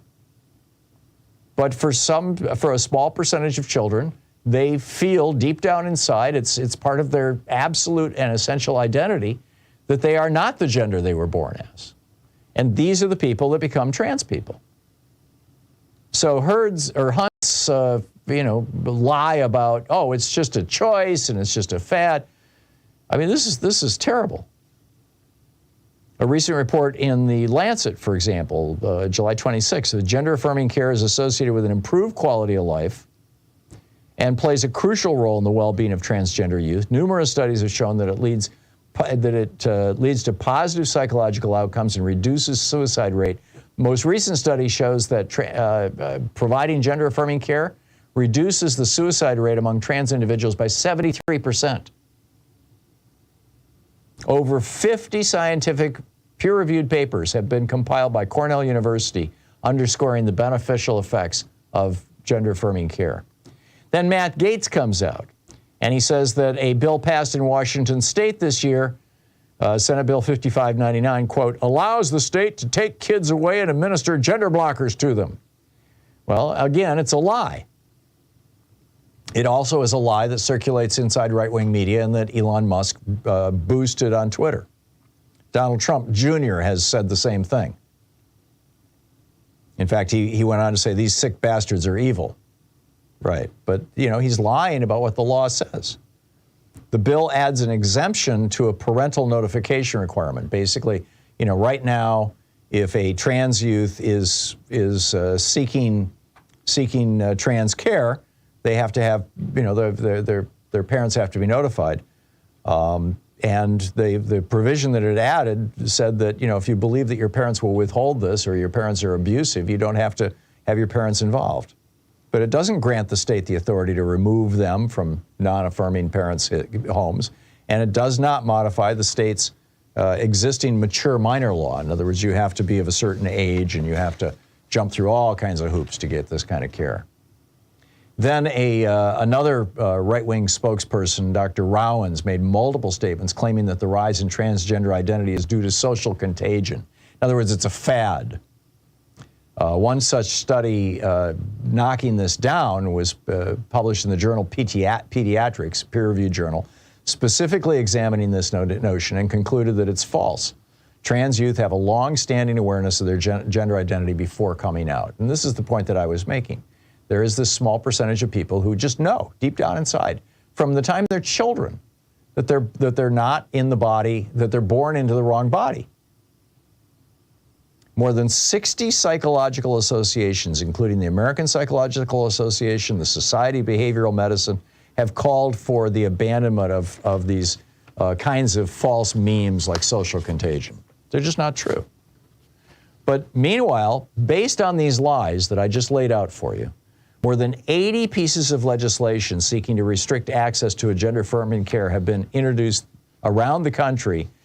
This is just as of February 9th, because tracking this legislation often, there's usually about a 6-month delay.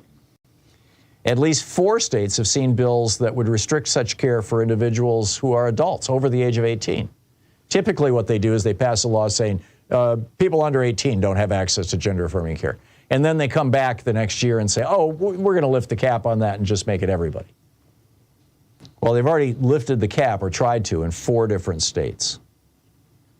And what is this all about? Well, conservatives are trying to politicize the lives of trans people because they don't want us talking about what they want to do to Social Security, what they want to do to Medicare, how they want to cut more taxes on billionaires, how they want to further destroy the middle class, how they want to outlaw unions. They don't want people talking about their actual agenda, that they don't want to do anything about climate change, that they want to actually increase the level of pollution in our cities and counties that's causing cancer and, of course, climate change. In Mississippi, they introduced a legislation that would have criminalized people who provided or aided in the provision of gender-affirming care. 5 years in prison. In South Carolina, Kansas, same deal. 2 near-identical bills in South Carolina and Oklahoma go a step further, providing that, quote, a physician or other healthcare professional shall not provide gender transition procedures to anyone under the age of 26. Again, a felony with 5 years in prison. This is a battlefield where Democrats are not, frankly, going to win much political advantage because the trans community is so small and does not have broad support among the American people, which is a tragedy. But God bless the Democrats who are standing up anyway, because it's the right thing to do. This is the Thom Hartmann Program. But that dynamic is the very reason why Republicans are doing this, because they know that they can get away with this. They can trash a small minority and get away with it.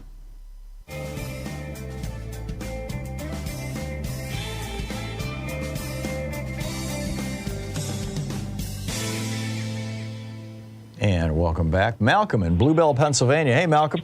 Thanks for listening to Thom Hartmann App. What's up? It seems that today misinformation is front page news, and it's kind of put America in a dangerous spot where we operate on 2 separate realities. I saw Mike Pence recently on the news. They confronted him about January 6th, and he instantly took offense, but he told the correspondent that his followers are God-fearing patriots and law-abiding citizens. Right. And they reminded him of the gallows, and he instantly shot back. And you went down earlier the list of Trump's just derelictions of duties, and for a Trump follower, that reality, they'll just as easily throw Dr. Fauci and Bill Gates back in your face in terms of COVID. And it's unfortunate because that's the reality that we live in, and there is no talking those individuals off the ledge. No, the only upside is that they represent a small slice of the American electorate. The downside is that small slice is probably, it's estimated right now that there are 30 million QAnon followers in the country. I mean, that's pretty breathtaking. Right. And one was released early from prison for storming the Capitol, the guy with the moose head. Oh, yeah. Yeah, and now they released him because he was like, oh, I'm so sorry, and I was lied to, and I'll never do it again. And then as soon as he gets out of jail, oh, I'm back, Absolutely. And Tom, one last thing. Last week when you were going through the states and laws, one that I could add to that list was Proposition 187 that then Governor Pete Wilson put on the ballot in 92, and it passed by about 60% of the vote. That bill banned, it was called the Save Our State bill, and it banned all non-documented people from attending public schools as well as getting medical care, non-emergency medical care in California. And it instantly was, they sued, a couple groups sued, it went to the Supreme Court, and it stayed there until Governor Gray Davis, I think, finally took it off the books around 96 or so. Yeah, but it was Proposition 187. Yeah, these guys have been up to these tricks for a long, long time. I'm with you, Malcolm. Thank you. Thanks for pointing all that out. Monica in Raleigh, North Carolina. Hey, Monica, you wanted to talk about industrial hemp? Yes, I heard what that guy had said about how they're not. Right, Bob from Tahlequah. Yeah. Yeah, and I know what's happening in North Carolina is they have these very onerous laws saying that if you grow hemp, you have to have a major fence around it, like you've got the same kind of thing that they make you do if you have a junk car place. So you basically got to have razor wire and a fence that nobody can get through. Right, and also you have to have been a farmer for 3 years, and but people still are growing hemp, but it's not making the money because we don't have the infrastructure yet. And I was talking to this one guy. He said they've got the hemp and all, and they've got stores. There are two different types of CBD. There's the edible type, the CBD type, but then the hemp that makes the beds, makes the bricks, makes all that. They don't have the infrastructure for that, and we need to get infrastructure. I agree. You and Bob are absolutely right. Thank you very much for that, Monica. Appreciate the call. We'll be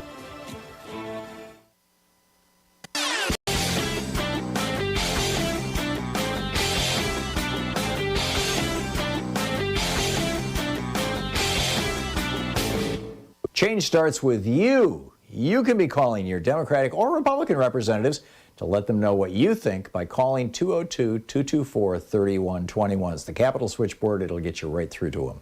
So back in 1933, when Franklin Roosevelt became president, we were in the depths of the Great Depression. He raised the top income tax rate on billionaires from 25% to 90%. The ultra-rich were screaming, and here's what he had to say. A number of my friends who belong in the very high upper bracket have suggested to me on several occasions of late that if I am reelected president, they will have to move to some other nation because of high taxes here. Now, I will miss them very much. He just took it right to them, right? Now, what came out of that was the world's largest and fastest growing and first major middle class. We can do this again. We just have to raise taxes on rich people. It's pretty straightforward. There's a whole article about it over at HartmannReport.com. Check it out.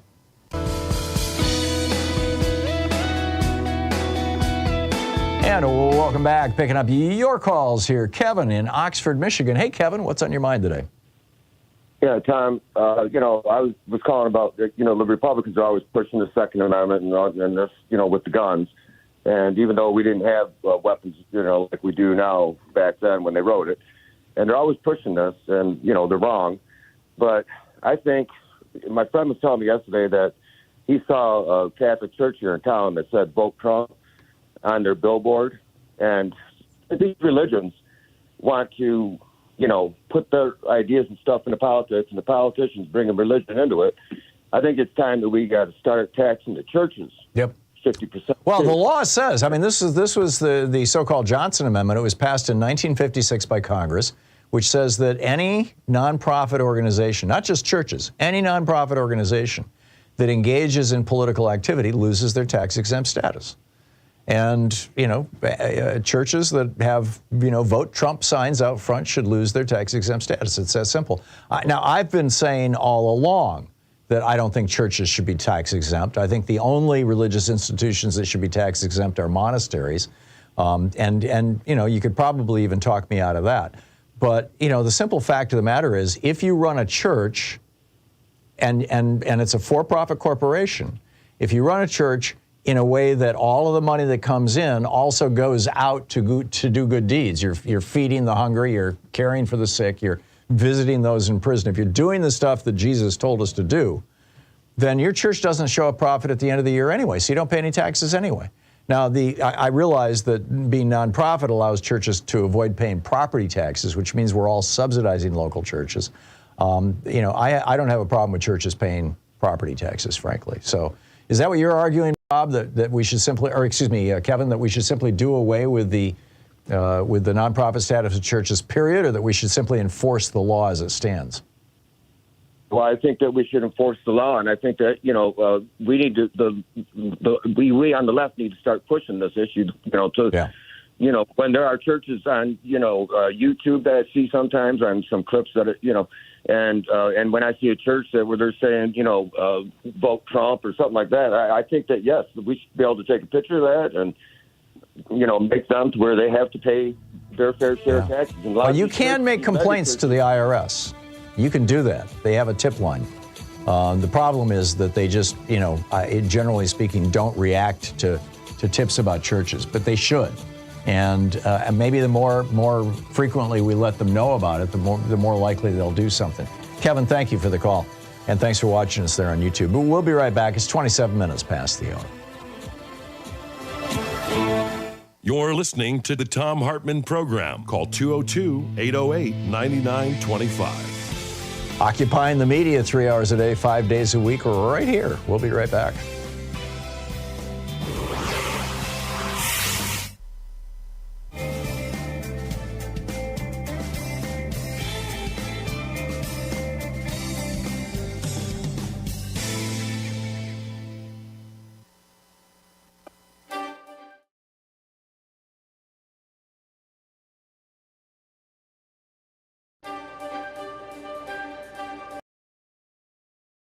Faust, and this is from the introduction. A secret scream rings through America. It rings down the sterile fluorescent hallways of our hospitals. It rings over our rural towns and our native reservations. It rings through our prisons, the bellies of our great cities. It rings in our farms and our fields, our streets and our sewers, our bodies and our blood. And we are cursed to never hear it clearly until at last we realize it has been our own mouth screaming, and we are lost. A child born today inherits, in that secret, a new American squalor, the skeletal remains of the American cities, the bleached bones of the American suburbs. This secret is a birthright of continual exploitation, pumped for labor and drained of cash and then punished for the resulting suffering. Punished for being hungry, punished for being sick, punished for being pregnant, punished for being poor, punished for being black or brown, punished for being queer, for being unlucky, for being. At the base of that suffering is lodged a little truth, like a knot in the stomach. In America, sickness makes you poor, and poorness makes you sick. This is a book about that relationship and why it happens, and why it's unnecessary, and what we can do to fix it. The cosmic whirling of God's great slot machine has not determined that some people are fated to suffer while others flourish. We have the resources to take care of everyone, and yet we refuse to do so. Your medical debt and medical bills are unnecessary, but we have chosen to make them necessary.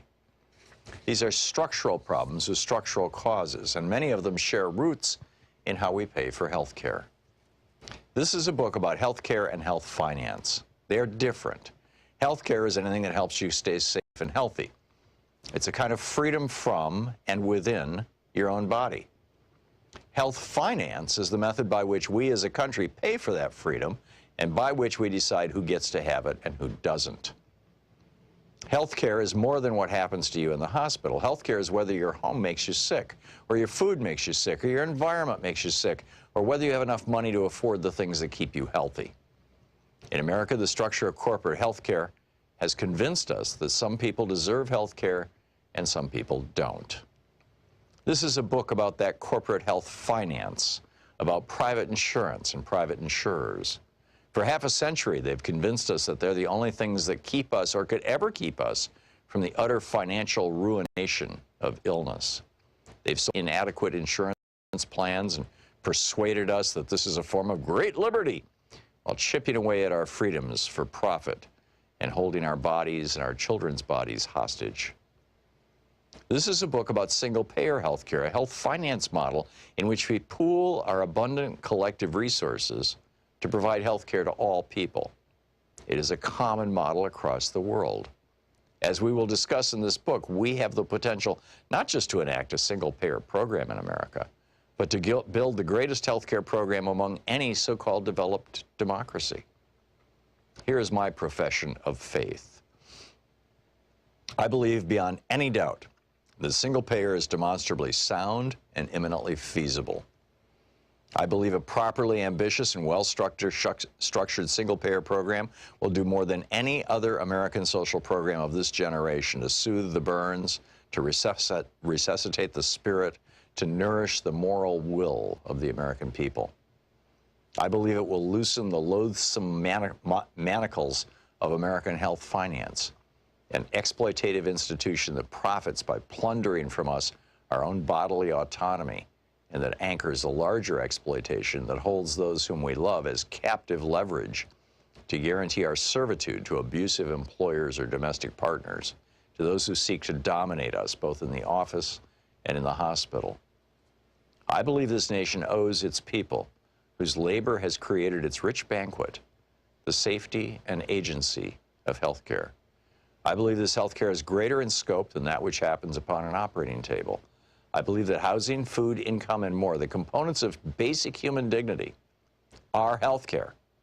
And I believe our work is that of striving toward justice for all people. And I therefore believe, I have to believe, that single-payer health care is our moral imperative. Single-payer is our tool. Single-payer is our weapon. Single-payer is our first step. But single-payer on its own is not the goal. This book is about health justice. Healthcare is personal, so I want to start this book personally by introducing two friends of mine, Steve Way and Kyle Kolick. They're two guys about my age, I'm 30, who live in North New Jersey. They're sweet, gentle people and probably the most charismatic pair of friends I've met in my entire life. They make me laugh until my face hurts, and we like watching pro wrestling together. They're also being utterly broken by our American healthcare system, and it's keeping them from living their lives. Steve has muscular dystrophy. The muscle and tissues that hold his body together are eating themselves. He's doing pretty good, all things considered. He beat his original life expectancy of 18 and now probably has a long life ahead of him. Steve needs a wheelchair to move and a ventilator to help him breathe. The book, Health Justice Now, Timothy Foss.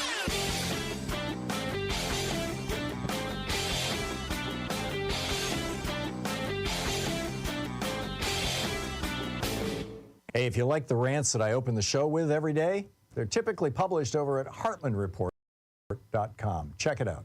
So right-wing billionaires are major funders of the GOP, and the GOP has been promoting basically a death cult. You got Ron DeSantis most recently signing a law that eliminates legal liability for medical professionals who refuse to provide services to people in crisis if it violates their moral, ethical, or religious convictions.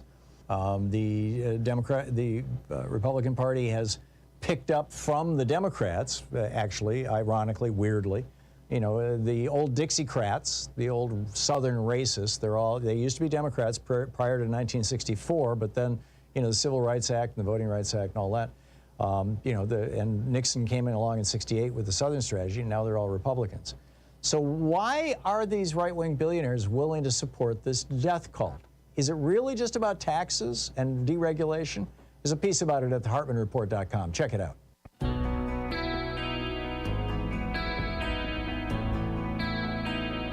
And welcome back. 35 minutes past the hour. Picking up your calls here. Bob in San Jose. Hey, Bob, what's on your mind today?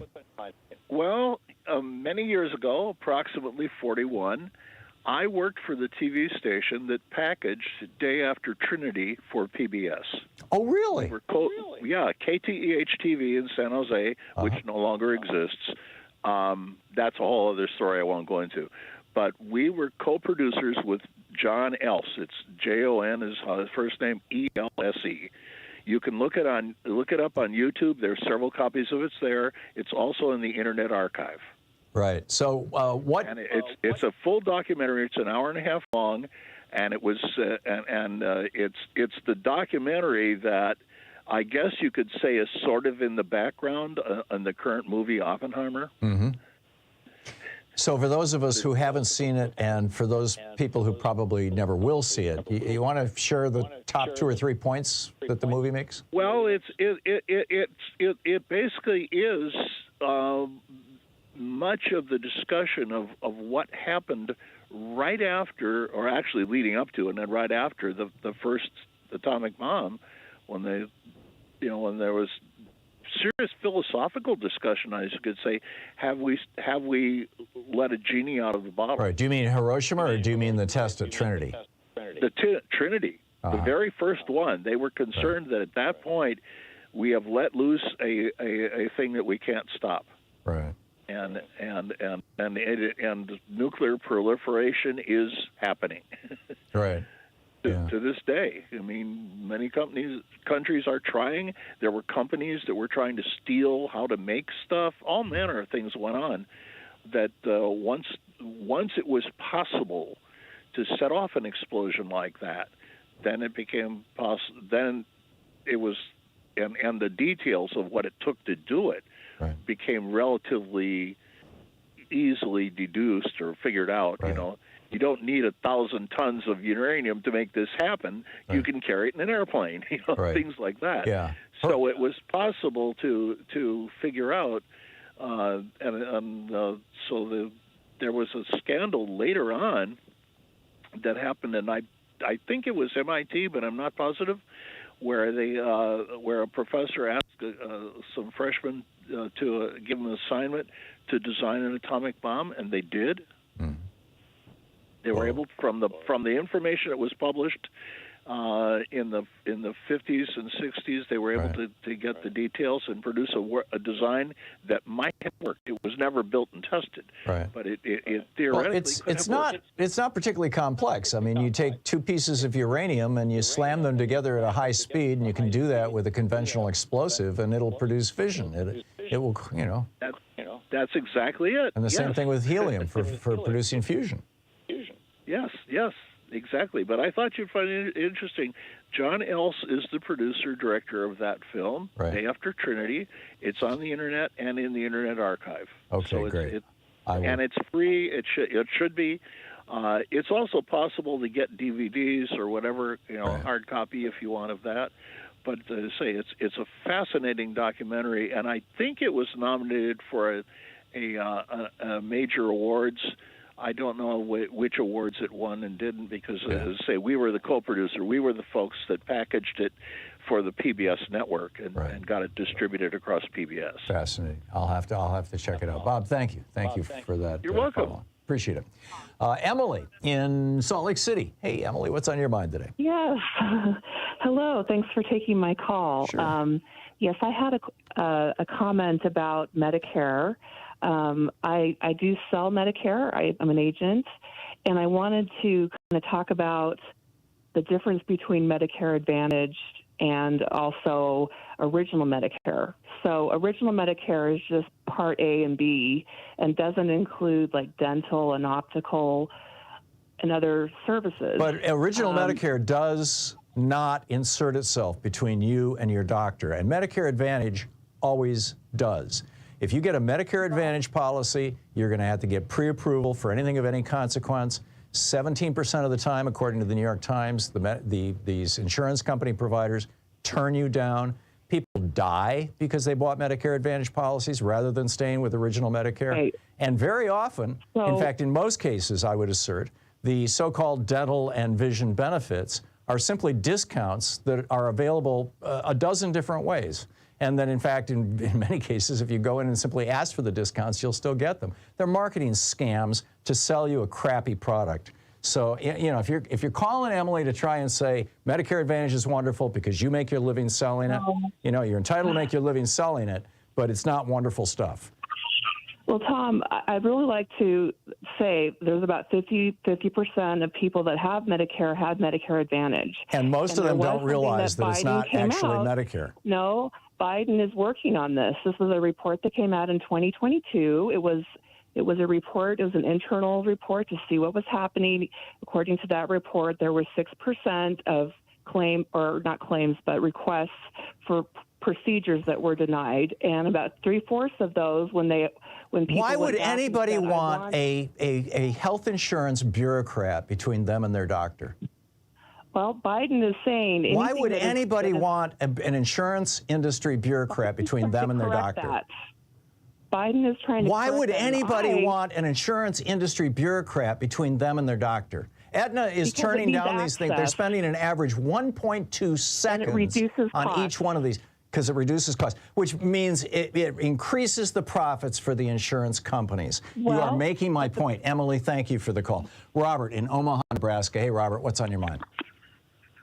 Yes, I would like to talk about guns. Well, you know how Republicans like to convince their voters to get guns because of the next boogeyman that may come, or to be prepared for the government. Yeah. Well, the thing is, when those guns are used to commit crimes, all of a sudden they somehow blame the Democrats for it, even though the Democrats weren't the ones who told the people to get guns, and I don't understand how they can do that. Yeah. The fact of the matter is, I mean, there's this Republican meme that, crime is in Democrat cities, right?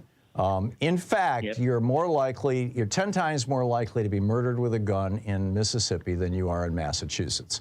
The areas of the United States that have the highest rates of gun-based homicides and suicides are almost without exception red counties. They're Republican-controlled areas, and they're generally the low-population rural areas. And you know, it's not a secret why. A, there's more guns there, and B, there's less access to mental health services. And in many cases, you know, you have social isolation. We've got large chunks of the country that are very, very rural. And, you know, I lived in one of them for a while. So, yeah, your point is well made. Robert, thank you for the call. Another Robert, this one in Modesto, California. Hey, Robert, what's on your mind today? Well, there's a lot of Roberts. I just had a little food for thought that just came up when you were discussing the trans care issue. Mm-hmm. I had heard that term gender affirming a little bit, but you said it enough times where it sparked a thought in my mind. Wouldn't, say, a boob job or Viagra be considered gender affirming? I mean, especially Viagra. I mean, an old guy taking a pill to prove that he's still a man. No, it's not. It is not helping you be the gender that you believe you are. It's helping you get an erection. That's a different thing. Do you understand the logic? And enhancing a natural breast would not qualify either. So, no, I'm sorry, Robert. Ain't gonna, that argument ain't gonna fly. Colleen in Kent, is it Kent or Tacoma, Washington, Colleen? Kent. Kent. Hey, what's on your mind today? Yes, good morning. Good morning. In reference to your earlier segment about gender transforming not being allowed under the age of 26, that has to do maybe with insurance. If you've got a kid in college, they can stay on your insurance until they're 26. Oh, that's interesting. The author of the bill said that they picked that time because of recent studies showing that the brain doesn't fully develop until you're 26. But it is an interesting number. I mean, typically the number that is quoted for full brain development is 22 or 23. So that makes perfect sense. That's fascinating. Colleen, thank you for that. And it changes with gender. Yeah, it hadn't even occurred to me. Thank you very much. That's fascinating. Oh my, I've got the smartest listeners in the world, I'm telling you. It's 44 minutes past the hour. Well, it'll be 45 minutes past the hour in just a few seconds. We'll be right back with more of your calls here on the Thom Hartmann Program, the place where despair is not an option. Stay with us. You're listening to Thom Hartmann. Visit thomhartmann.com for audio and video archives. Right back with your calls in just a moment. Stay with us.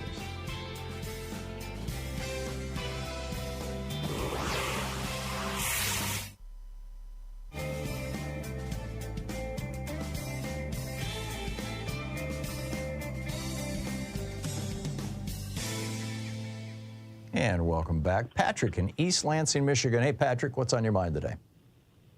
Oh, Tom, I just want to compliment you. You sent out a wonderful newsletter email today or yesterday on Justice Alito and his comment that Congress lacks power to regulate the U.S. Supreme Court. Right. And you just quoted Article 3 and said Congress decides the scope and powers of the court. And you made the case that it's obvious he's wrong. And the Congress has decided, 7 times how many justices sit on the court. They've limited its jurisdiction as recently as in the debt crisis bill this year to greenlight the Mountain View pipeline, which is illegal under federal law and in litigation, dismissing those cases out of federal court. They did it in the Pharma bill that expanded Medicare under George W. Bush in 2003, which you may not know about, but I think you wrote about it. Thank you for that. Yeah, and I listened to you describe your hidden history of the U.S. Supreme Court on C-SPAN. I read the book, and I really want to raise up, as you are a spokesman that can help us break this problem, which is this. We're not going to get our democracy back unless we land on the right solution to how to fix the court and unless we advocate for it. And we have basically 3 options. We can enlarge the court, which lots of people call court packing. We can do what Larry Tribe at Harvard with Take Back the Court has said for a long time, which is retire justices after 18 years. And lastly, we can add new justices every 2 years, which means the 9 most current justices will be the court. And the last solution is the only one that's going to work, and it's the obvious solution. Larry Kramer from Dean of Stanford has argued for that, and he wrote a beautiful little op-ed in the New York Times, How to Fix the Court, October 27th of 2020. We didn't get this from Biden's Judicial Commission on the Supreme Court. Yeah, his commission was a joke. He directed them not to discuss the specifics. Right. So I want to urge people that listen to your show and to urge you to bring Larry Kramer on because he's magnificent. I believe we had Larry Kramer on a couple of years ago. He wrote the book, The People Themselves, which is a critique of judicial review.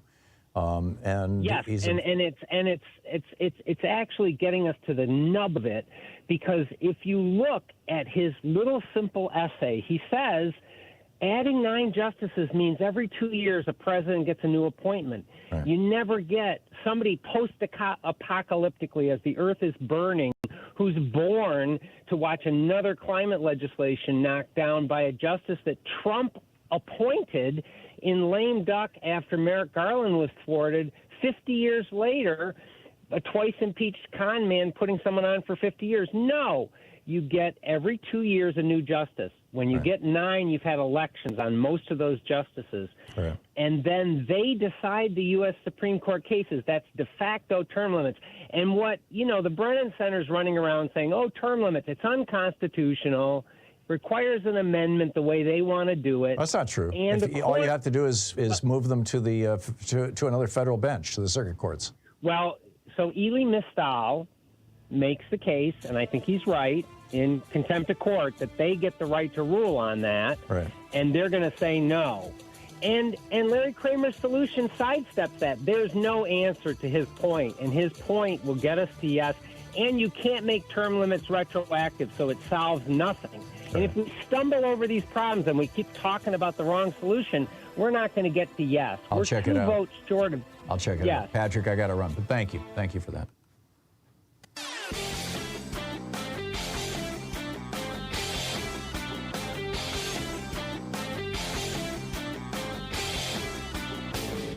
Help support progressive radio. If you're listening to us on a commercial station, call their advertisers and let them know you're listening. If you're listening to us on Pacifica, one of our many nonprofit stations, please support them when they do their fundraising drives. Thanks for supporting Progressive Talk Radio and tag you're it.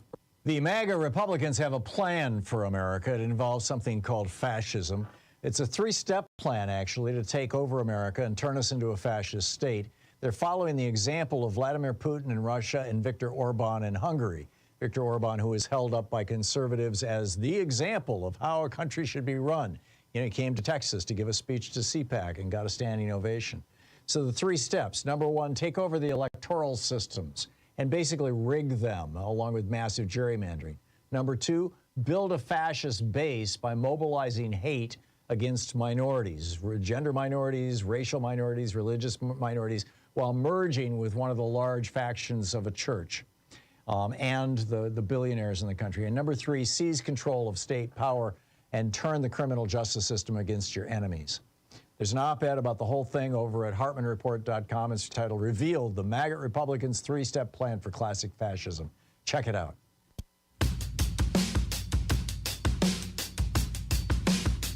And welcome back. Picking up your calls here. Mike in Tecumseh, Michigan. Hey, Mike, what's on your mind today? Yeah, just... abortion is going to carry the election, I think. I think it's going to have a huge impact on it. Yes, I agree. So it affected my wife back in '79.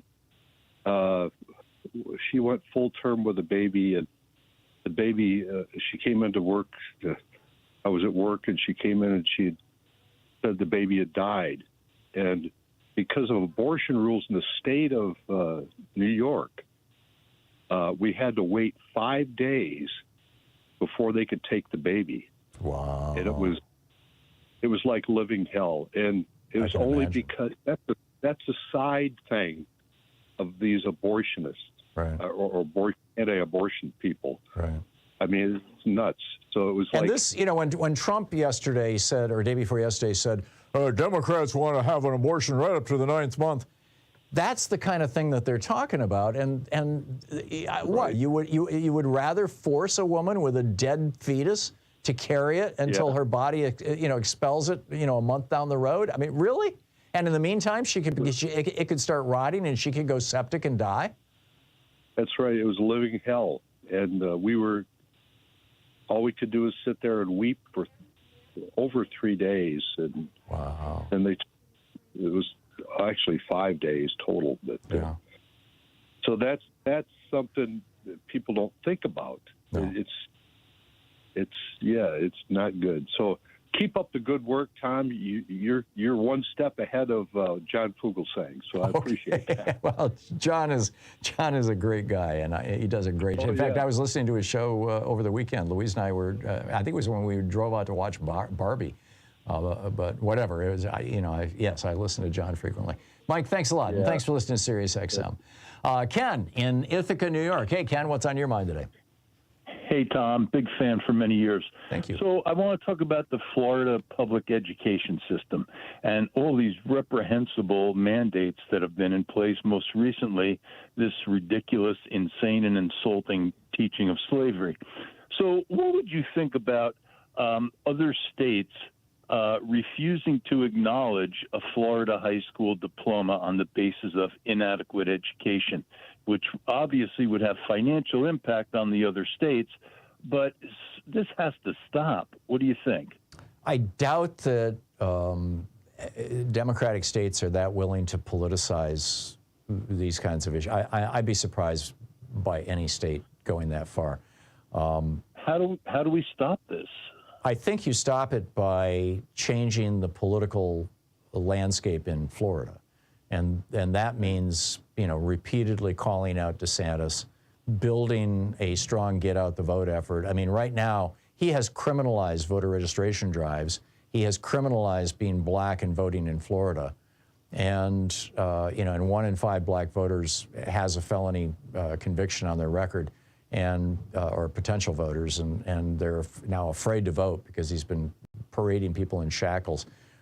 We need, pro-voting organizations willing to challenge him and take him on, and we need to encourage all of us. If we know anybody who lives in Florida, encourage them to be sure that they're registered to vote, and to put Democrats in office. I don't see another solution. I think it's just that straightforward.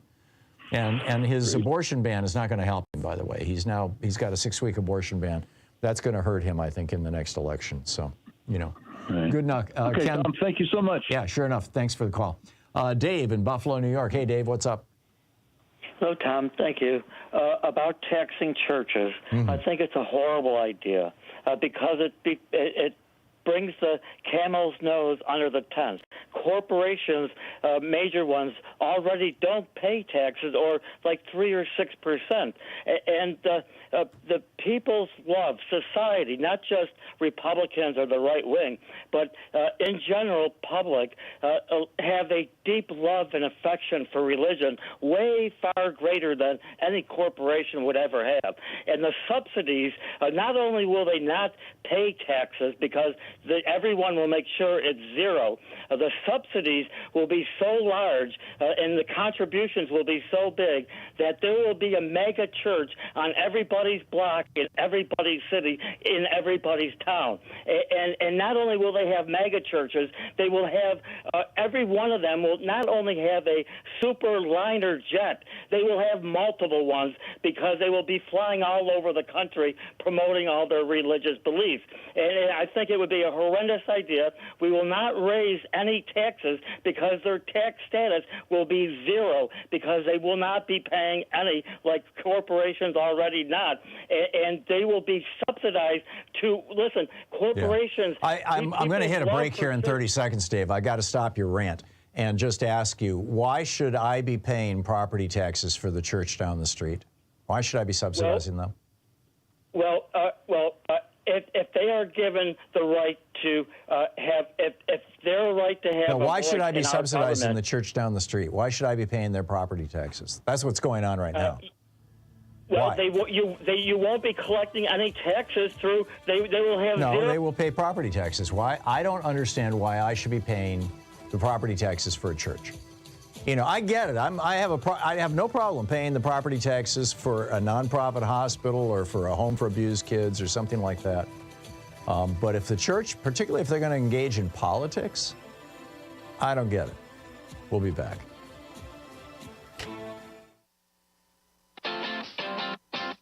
You're listening to Thom Hartmann.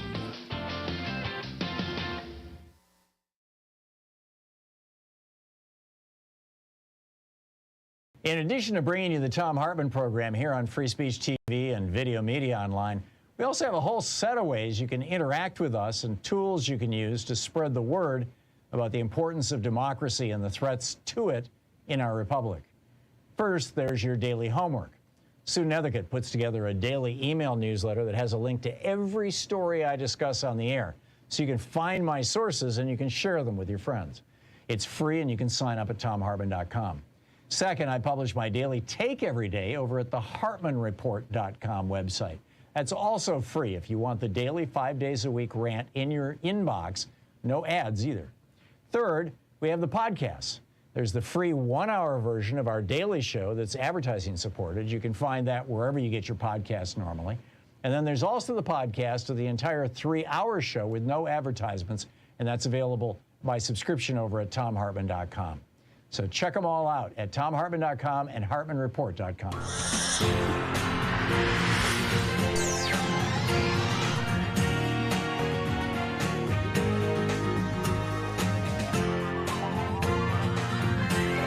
We say fight back!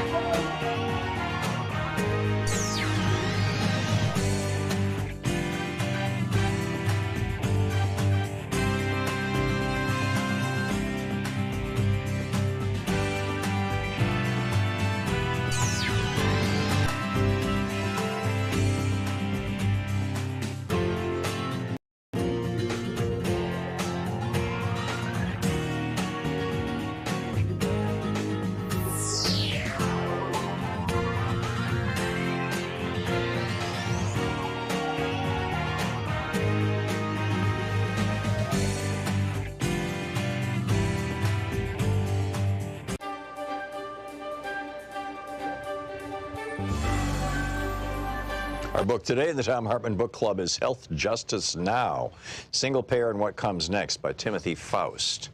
And this is from the introduction. A secret scream rings through America. It rings down the sterile fluorescent hallways of our hospitals. It rings over our rural towns and our native reservations. It rings through our prisons, the bellies of our great cities. It rings in our farms and our fields, our streets and our sewers, our bodies and our blood. And we are cursed to never hear it clearly until at last we realize it has been our own mouth screaming and we are lost.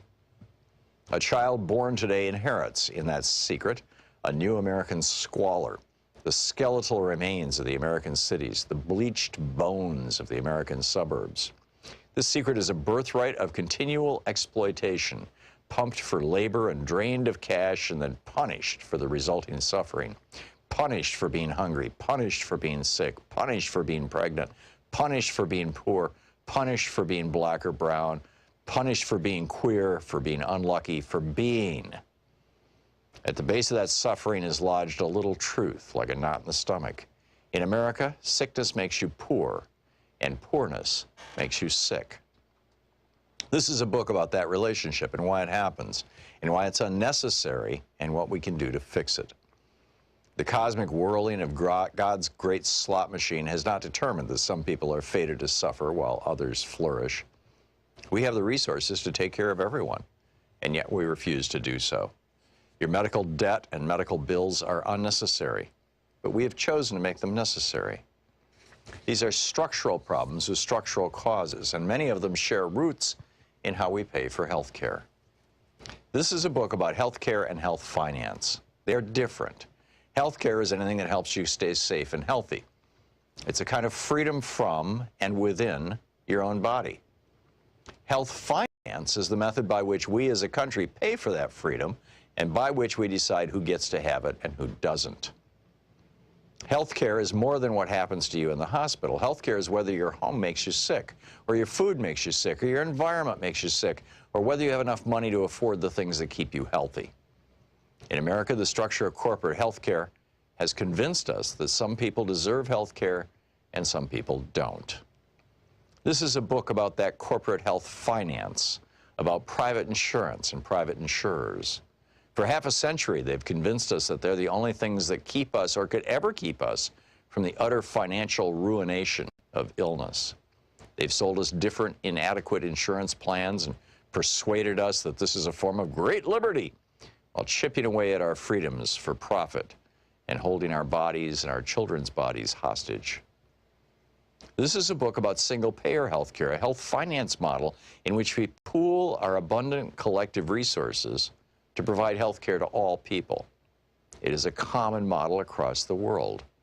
As we will discuss in this book, we have the potential not just to enact a single-payer program in America, but to build the greatest health care program among any so-called developed democracy. Here is my profession of faith. I believe beyond any doubt that single payer is demonstrably sound and imminently feasible. I believe a properly ambitious and well-structured single-payer program will do more than any other American social program of this generation to soothe the burns, to resuscitate the spirit, to nourish the moral will of the American people. I believe it will loosen the loathsome manacles of American health finance, an exploitative institution that profits by plundering from us our own bodily autonomy, and that anchors a larger exploitation that holds those whom we love as captive leverage to guarantee our servitude to abusive employers or domestic partners, to those who seek to dominate us both in the office and in the hospital. I believe this nation owes its people, whose labor has created its rich banquet, the safety and agency of health care. I believe this health care is greater in scope than that which happens upon an operating table. I believe that housing, food, income, and more, the components of basic human dignity, are health care. And I believe our work is that of striving toward justice for all people.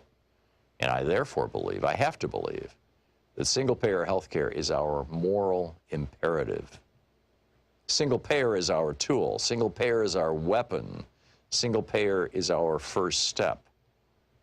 But single payer on its own is not the goal. This book is about health justice. Healthcare is personal, so I want to start this book personally by introducing two friends of mine, Steve Way and Kyle Kolick. They're two guys about my age, I'm 30, who live in North New Jersey. They're sweet, gentle people, and probably the most charismatic pair of friends I've met my entire life. They make me laugh until my face hurts, and we like watching pro wrestling together. They're also being utterly broken by our American healthcare system, and it's keeping them from living their lives.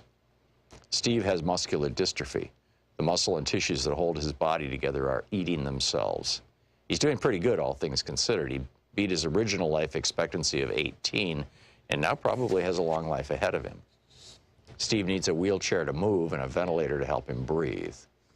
The book, Health Justice Now, Timothy Faust.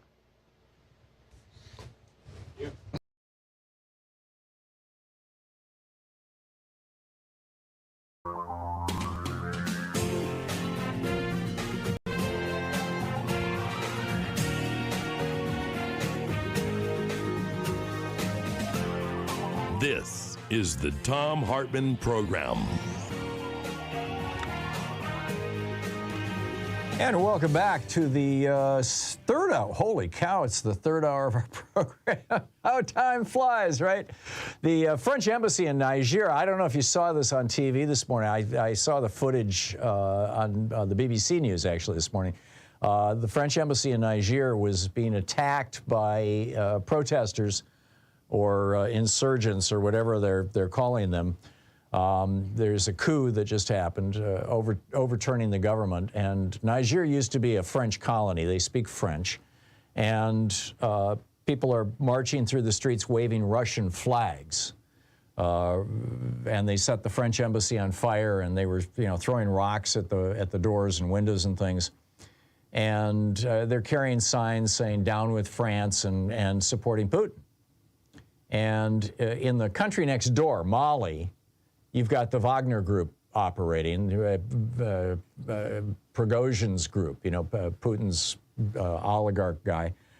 And, Putin just finished a conference where he had a whole bunch of, African countries together in one place and promised them food deals and said, don't worry about our bombing the grain coming out of Ukraine.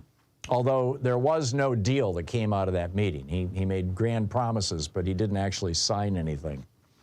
Niger was a French colony until 1960, by the way. And France still has about 1,500 soldiers in the country, mostly working with, collaborating with the Nigerian, I believe it's called Nigerian, because this is not Nigeria. That's a separate country. But in any case, with their military. And on Sunday, there was an emergency meeting of the ECOWAS, ECOWAS, which is the West African bloc of countries, and trying to figure out what to do. They actually authorized the use of force if the president, the former president, the president who just got deposed, his name is Mohamed Bazoum, if he's not reinstated within a week. And the African Union, which is all of Africa, all of the African countries, has issued its own 15-day ultimatum to the junta in Niger to reinstall the democratically elected government. This is what we're seeing here is in many ways a small, it's like a microcosm of the macro war that's going on. The micro war is country after country after country falling from democracy into authoritarianism. This is what just happened in Niger. It is what happened in Hungary under Orban. It's what happened in Russia under Putin. It's what's happened in the Philippines under the return of the Marcos regime. It's what has happened in Indonesia, in Malaysia. It has, just in multiple countries around the world. And it's what they're trying to do. It's what Republicans and the Russians, the Putin lovers, are trying to do in the United States, is replace democracy with oligarchy and autocracy. That's what this, much larger war is all about. And I think we need to acknowledge that. We need to realize, and people, Joe Biden talks about this from time to time, and it doesn't get anywhere near the press that it should. that there is literally a battle going on for hearts and minds, as well as for actual political power and physical space, land, states. And, it has to do with who's going to run the world at the end of the day, but over the short term, who's going to run each one of these countries. And we've seen over 20 countries now in the last decade backslide out of democracy and into oligarchy, autocracy, and in some cases even naked fascism. And I think as Americans, we need to recognize this. And we need to, if we believe in democracy, and I hope we do. I mean, it's the founding principle of our country. And it has gotten, it was imperfectly acted out at the beginning, but it's gotten better and better and better. And still we have a long way to go. I mean, nobody's denying that. But if we believe in democracy, we should be working to strengthen democracy. And we should be challenging, we should be joining with the African Union and challenging this junta, this military junta in Niger that has taken over the country. As one example. I think there are more. To add to my concern about this, and I think all of our concern, former President Russian President Dmitry Medvedev. Now he was the president because Putin served out 2 terms. The Russian Constitution said you can only serve 2 terms, and so his number 2, who was Medvedev, became Russia's president, and Putin became the number 2 guy. And then during Medvedev's term, the Duma, the parliament, the Russian parliament, rewrote their constitution to take out that 2-term provision. And so then Putin came back in after Medvedev was done, and he's basically going to be there until the day he dies if he has any say over it. It's fairly obvious. So Medvedev, was at the pinnacle of power, sort of. I mean, he was, even though he technically had the position, he was very clearly subordinate to Putin.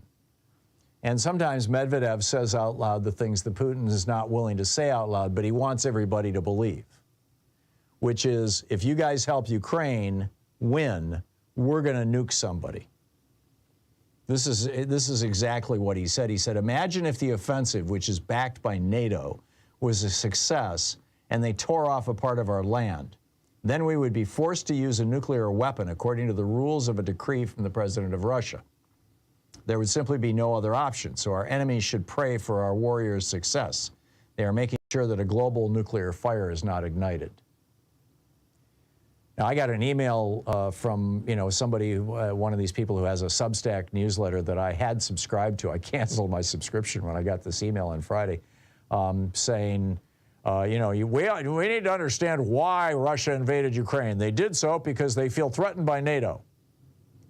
Well, that's a complete lie. I mean, it's literally a complete lie. Putin himself said that he was invading Ukraine because it wasn't a legitimate country. It was part of Russia, and he's simply reclaiming his territory. That Kyiv was the headquarters, it was the capital of Russia before Moscow was, which, by the way, is true. I mean, it was, 1,200 years ago, but the people who became the Russians, who, by the way, were Vikings, they were from Sweden, they set up shop in Kyiv first, and then they moved on to take over the rest of Russia. But that doesn't mean that Russia should be running Ukraine now. I mean, that, like I said, that was over 1,000 years ago. But Putin himself said, we didn't invade Ukraine because of NATO. We invaded Ukraine because it's our land. And now you've got these tankies out there going, well, let's just work out a settlement where Putin gets to keep the land he's already stolen, and the Ukrainians, get the rest of the land. Well, would you go along with that? If Mexico invaded and took over Texas, would your opinion be, well, I guess they got Texas. Okay, well, let's just go with that. Would any country go along with that? Anyhow, Medvedev says he's going to use nuclear weapons. Russia's nuclear doctrine explicitly says nuclear weapons can be used in response to aggression against Russia carried out using conventional weapons which threaten the existence of the Russian state. Now, please explain to me how Ukraine taking back territory that has been stolen by Russia threatens the existence of the Russian state. I think it's laughable, frankly, and I think that that's the reason why Medvedev is saying this rather than Putin, because Putin knows that the world would just break into laughter. I'm frankly not all that worried about this, and I don't think you should be either. Finally, a geeky science for the day, and then I'll pick up your phone calls. This is an amazing study. This was a study that was done on 84,709 postmenopausal women in the United States. It's a study that took 19 years. And what they found was that the women who ate almost an ounce of chocolate a day had the lowest risk of dying young. It's 28 grams of chocolate. It's like, you know, a chocolate bar once a day. Now, the downside, of course, is if you're eating chocolate that's got a lot of sugar in it, you're going to ruin your teeth, and that's not good for your body, and it can screw with your metabolism. But they do sell, like, you know, this 90% chocolate and the 80%. I actually love those chocolates. I love the 90%. Louise can't even eat the 90%. So I buy the 70%. She can sort of eat that. She's more into milk chocolate, but this is amazing. Chocolate eaters were less likely to die of heart disease and some cancers compared with people who never indulge. And the reason why, they're pretty sure cocoa is known to lower blood pressure. It's known to stop the fat buildup in your arteries. And again, look at the chocolate bar. If it says made with milk fat, you don't want that, because milk fat actually does, you know, I mean, dairy products contribute to heart disease, right? But if it's made with cocoa butter, then apparently that's good for you, at least according to this study. So be sure you get the right kind of chocolate if you're going to go on the chocolate diet, right? It seems like you want to do it right. You want to do it with the proper stuff. And, you know, ideally also buy it from a company, the chocolate that's produced without child or slave labor, because there are, you know, some aspects of the chocolate business are really pretty nasty. And that, in my opinion, that means staying away from the big brands. But, you know, it's up to you. Anyhow, FYI, we'll be right back with your calls. Stay tuned. This is the Thom Hartmann Program. Taking back the mainstream media 3 hours a day, 5 days a week, right here. I'll be right back with your calls.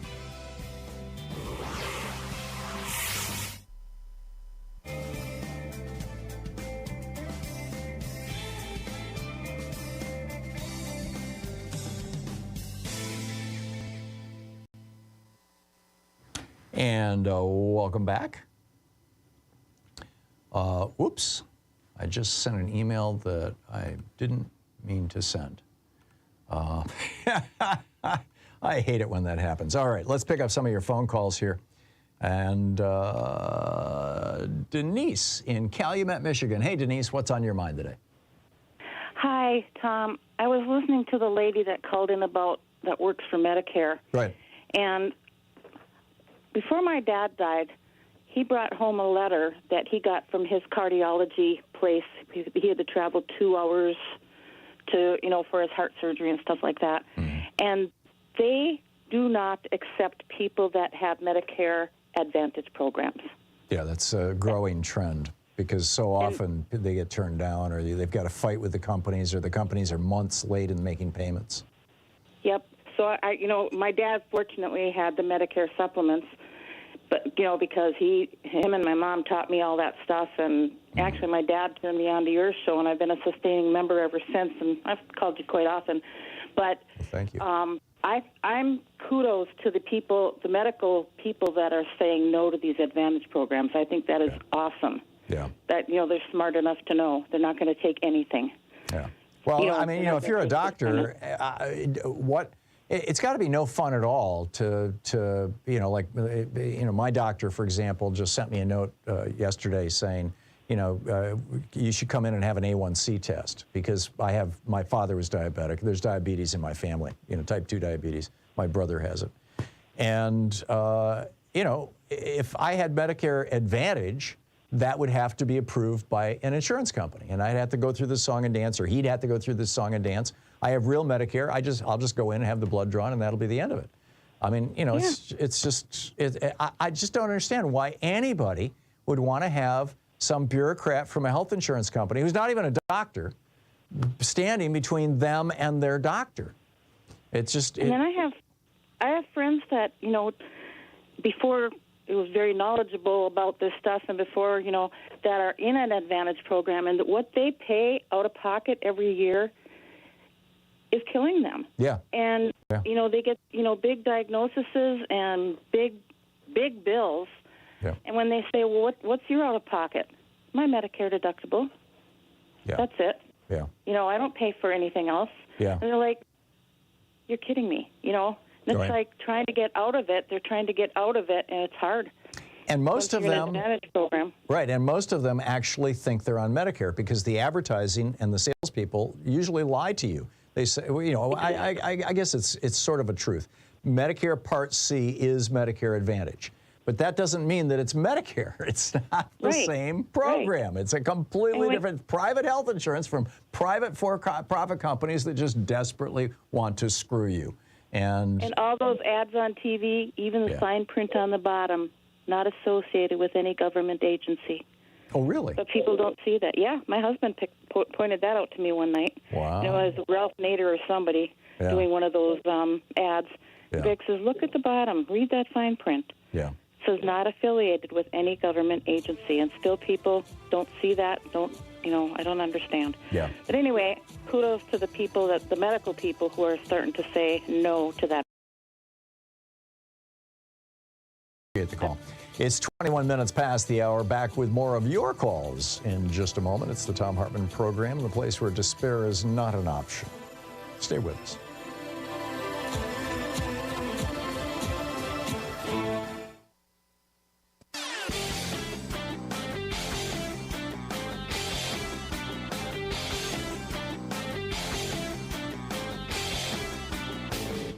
Missed my opening rant today? It's usually published over at HartmannReport.com, where you can read it and share it with your friends for free. Check it out, HartmannReport.com.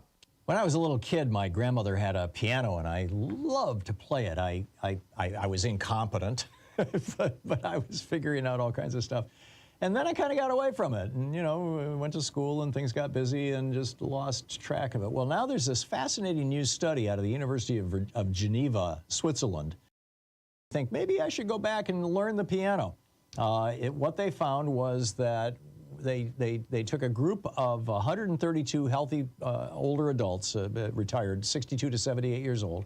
Half of them learned the piano, half of them took music classes without learning the piano. And what they found was that those who learned the piano actually had the strongest increase in their memory, in their mental competence, their mental faculties. Those who took the music classes also did well, but learning the piano was a huge step. So check it out. There's a whole long rant about this over at HartmannReport.com. Check it out.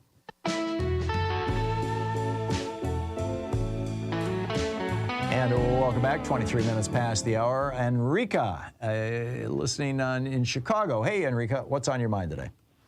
Hi, Tom. Long-time listener, first-time caller. Thank you.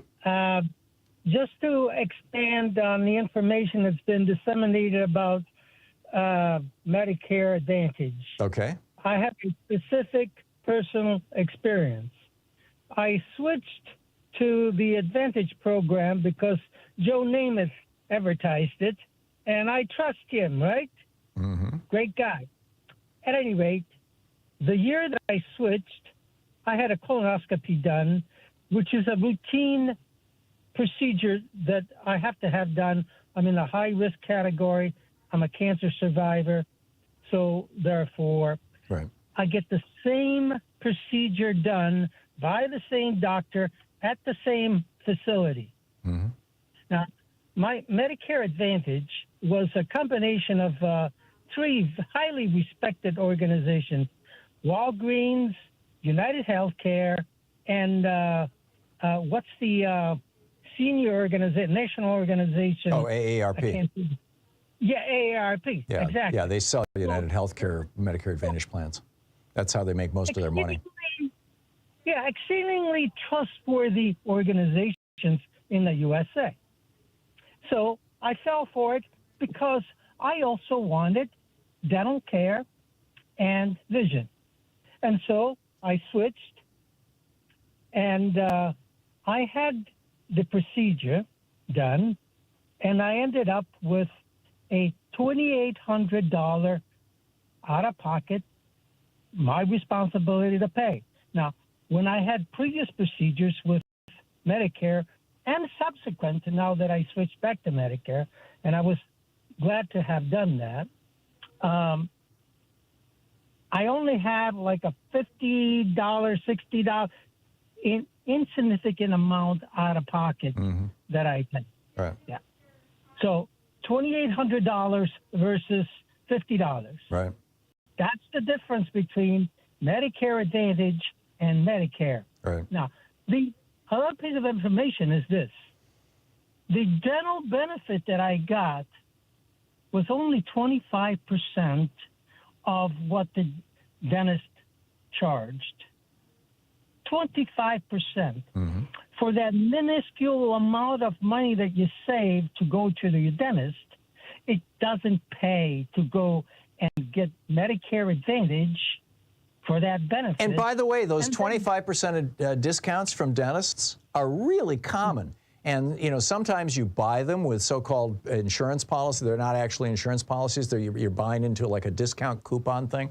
But dental practices offer those kind of discounts to these companies that promote them as ways of bringing in new business.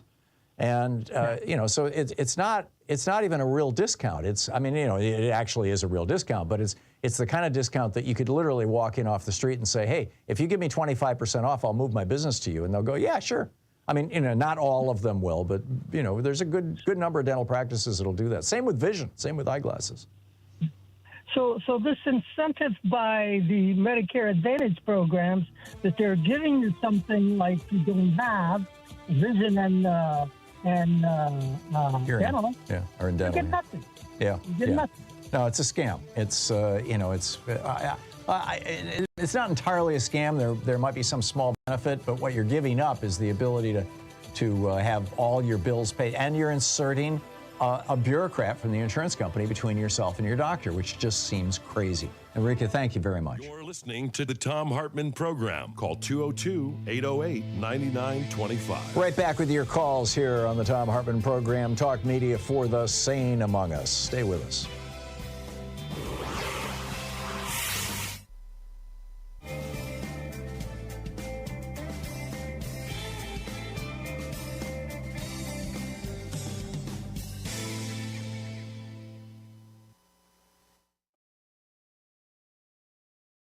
Our book today in the Thom Hartmann Book Club is Richard Wolff's Understanding Socialism. This is from the introduction. Socialism is a kind of yearning for a better life than what capitalism permits for most people. Socialist yearnings are as old as capitalism itself because they are its products. Where and when capitalism's problems and failings have accumulated criticism and critics, socialist voices have arisen. And so it is again now. Any serious discussion of socialism must begin by acknowledging socialism's rich diversity. Whatever particular aspect of socialism we choose to analyze, they need to be located within socialism's complexity. That avoids presenting one's own interpretation as if it were the entirety of socialism. In this book, I focus on the economic aspects of socialism, how it differs from capitalism in broad outlines.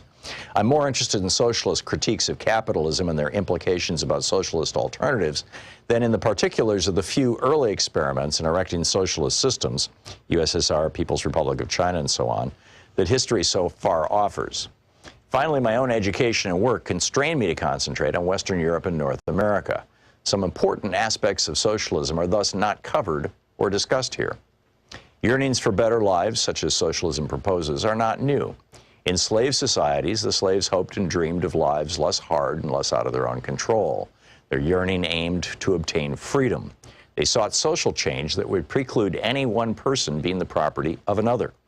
In feudal societies, the serfs, free in the sense that no one owned them, yearned for better lives too.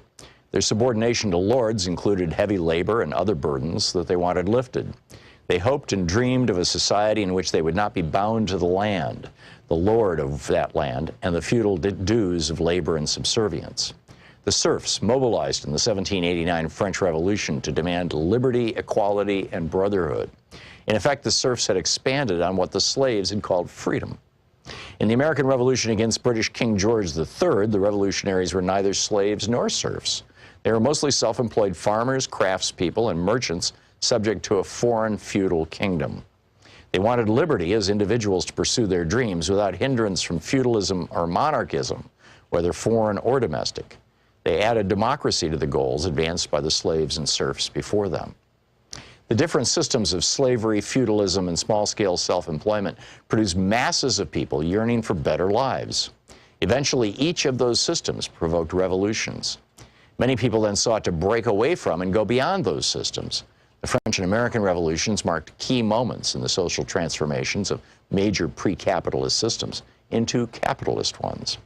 By capitalist system, we mean that particular organization of production in which the basic human relation is employer-employee instead of master-slave, lord-serf, or individual self-employment.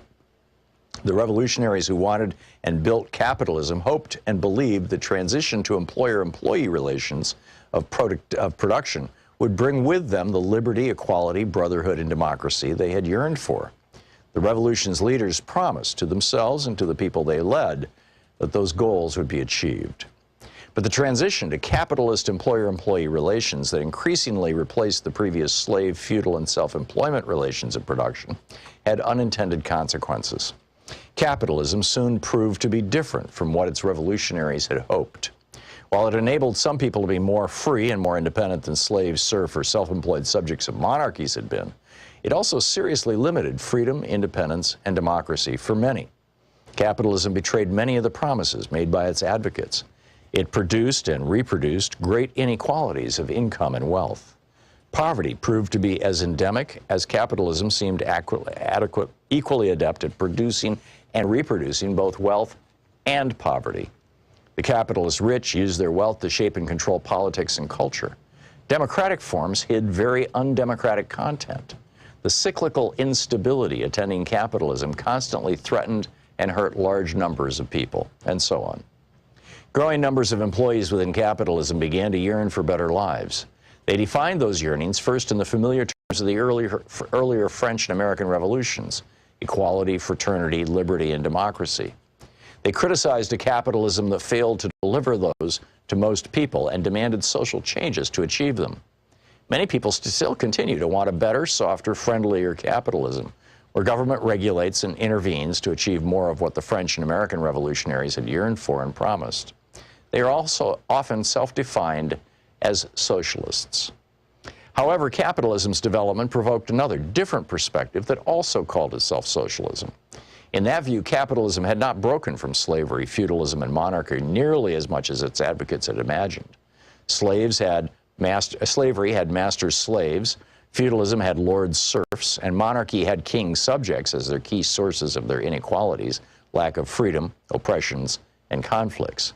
The employer-employee relation of production and capitalism generated parallel problems.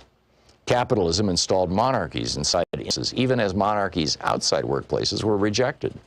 Kings mostly disappeared, but inside workplaces, the owners or their designated boards of directors assumed king-like powers. The book Understanding Socialism by Richard Wolff.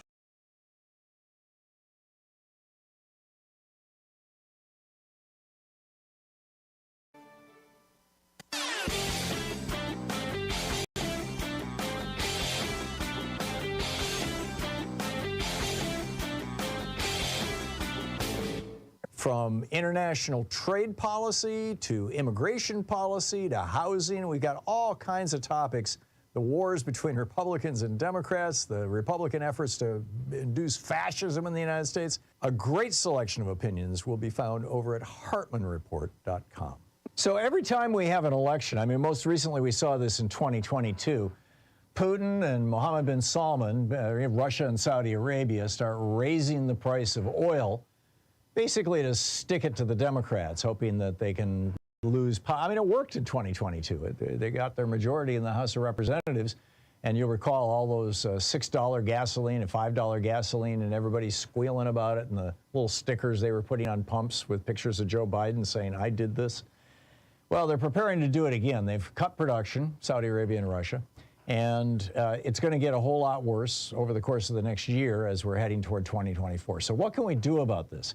Well, I have a very specific proposal, and by the way, 70 different environmental groups have joined in this, along with Senator Ed Markey and several members of Congress, and that is to ban the export of American-produced crude oil. Make America energy independent, and we control the price. There's a piece about it over at HartmannReport.com. Check it out.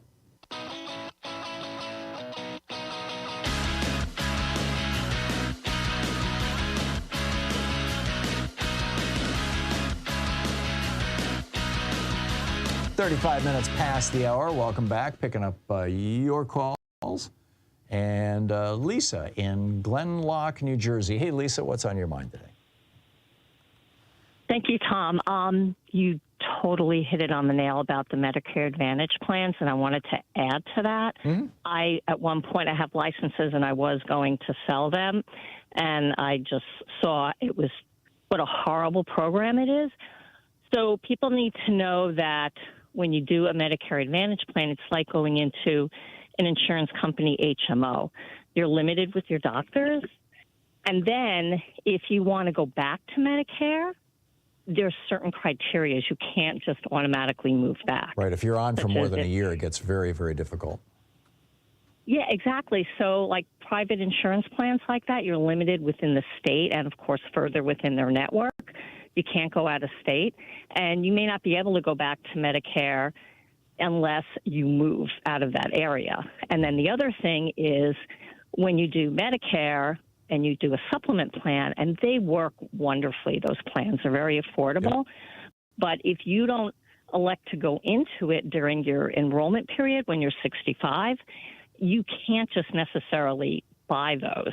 They can then underwrite you. There's, right. They may not even issue the policy. So just thought that was important. Yeah, if you have pre-existing conditions, they can forbid you coverage if you haven't signed up early on when you join Medicare, or sometimes even if you're just coming back from Medicare Advantage, depending on how long you've been on it. Then the Medigap plans can get hard to find, hard to buy. Exactly. I mean, Medicare is a wonderful benefit. I mean, we go through our lives being dependent on what insurance we get through our employers, or if you're self-employed like I am right now, I have to go to the open market. But, the Affordable Care Act really helped things tremendously, but you're still limited to within the state.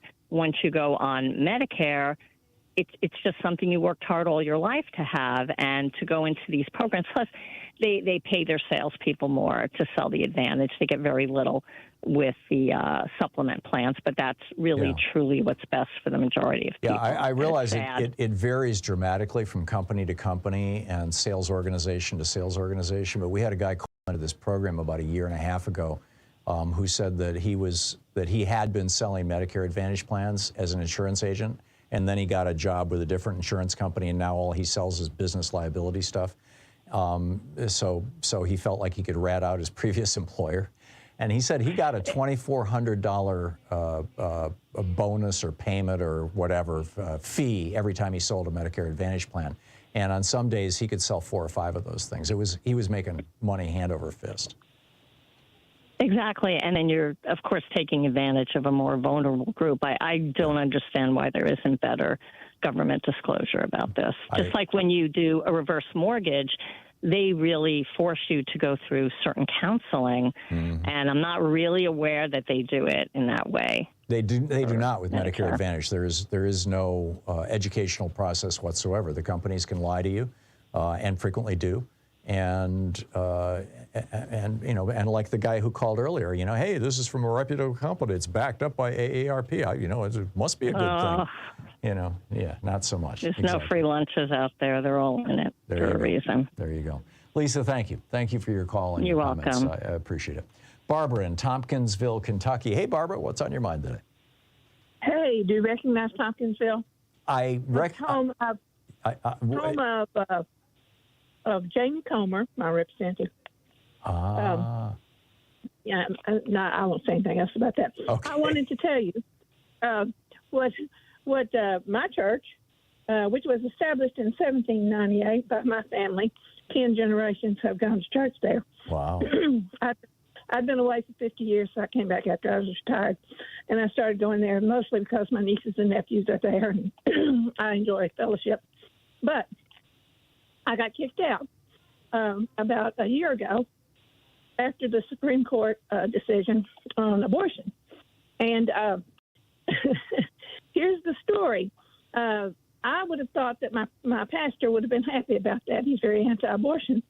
But he seemed to go on a rant that day and the Sunday after the decision.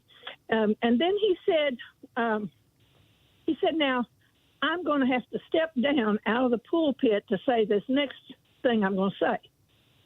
So evidently there's a understanding that if you step down out of the pulpit onto the floor in front of the pulpit, you can say political things. Yeah, it's So not. anyway, That's so- not what the law says, but apparently that's what he thinks the law says. Yeah, so he says, he talked about the murder of babies. He said, of course, there's one party, one political party, and their mascot is a donkey, and they want to murder babies. They want to kill babies. And he said, then he says, now I'm not running down the Democrats. And I said, oh, yeah, you are. I didn't say it loud. I didn't make a big deal. I just said, oh, yeah, you are. And he said, what did you say? Oh, my. And I just kind of shook my head. I shook my head, and he said, Barbara Ruth, what did you say? And I said, oh, yeah, you are. And he lit into me, and he said, if you would be quiet and listen, you might learn something. Anyway. Oh, my God. So that's the, I haven't been back. That's the climate. Yeah. And that's I'll step down out of the pulpit. Right. As some kind of manipulation or something to say you can be political if you're just not behind the pulpit, if you step down out of the pulpit. But This is a man who should not be a pastor. I mean, he sounds like just an authoritarian ass, frankly. And I do continue to put things on my Facebook that are just messages, but one of the messages that I put up right after that was, we don't need any more preachers. We need ministers. There you go. who minister to people instead of preach at them. Yeah, there you go. I like that. Yeah. Well, Barbara, thank you for sharing your story with us, and from the hometown of James Comer. Amazing. Barbara, thank you. I appreciate the call. It's nice to hear from you. Linda in Bellflower, California. Hey, Linda, what's on your mind today? Hi, Tom. I love you. Long time listener. Thank you. First time caller. I am the ultimate example of how Medicare Advantage has made a person suffer. It took 14 months of denials after denials to be diagnosed with Crohn's disease. I've lost 27 pounds. I'm very, very weak. I can hardly eat anything. The symptoms are horrible.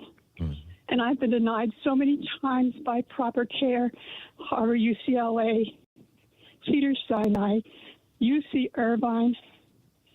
And I can't get proper medical care at all because they continue to turn me down.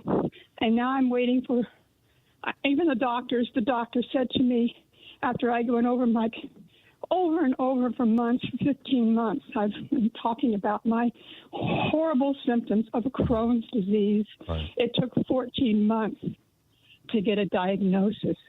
Wow. And during that time, my primary care doctor, when I'm going over these horrible symptoms, which I won't go into, it's so gross. Oh, I know what it is. It's a terrible disease where your digestive system just basically falls apart. And you know, it's chronic inflammation in the colon, and it can kill you. And are you telling me, Barbara, Linda, that your your Medicare Advantage provider refused to pay for the tests or refused to pay for the treatment? yes, may I add also 23 years ago, I had a total colonectomy with a J pouch, which means I have no colon. Right. I just have a small intestine. And yes, they have denied me proper medical care. Wow. I tried to those three major locations I was referred to by a GI doctor, which I don't have full confidence in, because they did one endoscopy, and they told me I needed a ride home. I had scan arranged for transportation. I'm on the table ready, and he said, you have to have a family member, not scan. He said it over and over. I said, I have no family. I have 3 brothers died in their 40s. My mother died 2 years ago. She was 102. I have no family, but I had it arranged. And so the guy went ahead and did the scope in September. Right. Okay. And he couldn't do it properly. And it was a nightmare. It was like horrible pain. And he said to me, well, you don't have Crohn's, because he couldn't do it properly. And he was a crummy doctor. My primary care doctor, she said to me last March, when I was going over these horrible symptoms, and I'm skin and bones, Tom. Yeah. I'm skin and bones. But that sounds like an incompetent doctor, not a Medicare provider who's refusing to pay for it. It's also the doctor who had not made some of the referrals, but the GI doctor has made the referrals to these places that I mentioned, and they have SCAN has denied these. I have called them personally. I see. So your Medicare Advantage provider is refusing to pay for them, even for the bad coverage, the bad care that you got. That's amazing. Linda, I need to move along, but thank you for sharing your story with us. I am so sorry to hear that you're struggling so hard with this, and given your medical history, it must be a real challenge. But I thank you for sharing your story with everybody. That takes courage. Thank you, Linda. Love you, Tom. Thank you. Good talking to you. It's 46 minutes past the hour. We'll be back with more of your calls in just a moment. It's the Thom Hartmann Program, speaking the truths the Medicare Advantage folks would really rather you didn't know all about. You're listening to Thom Hartmann. Visit thomhartmann.com for audio and video archives. We'll be right back with more of your calls in just a second. Stay with us.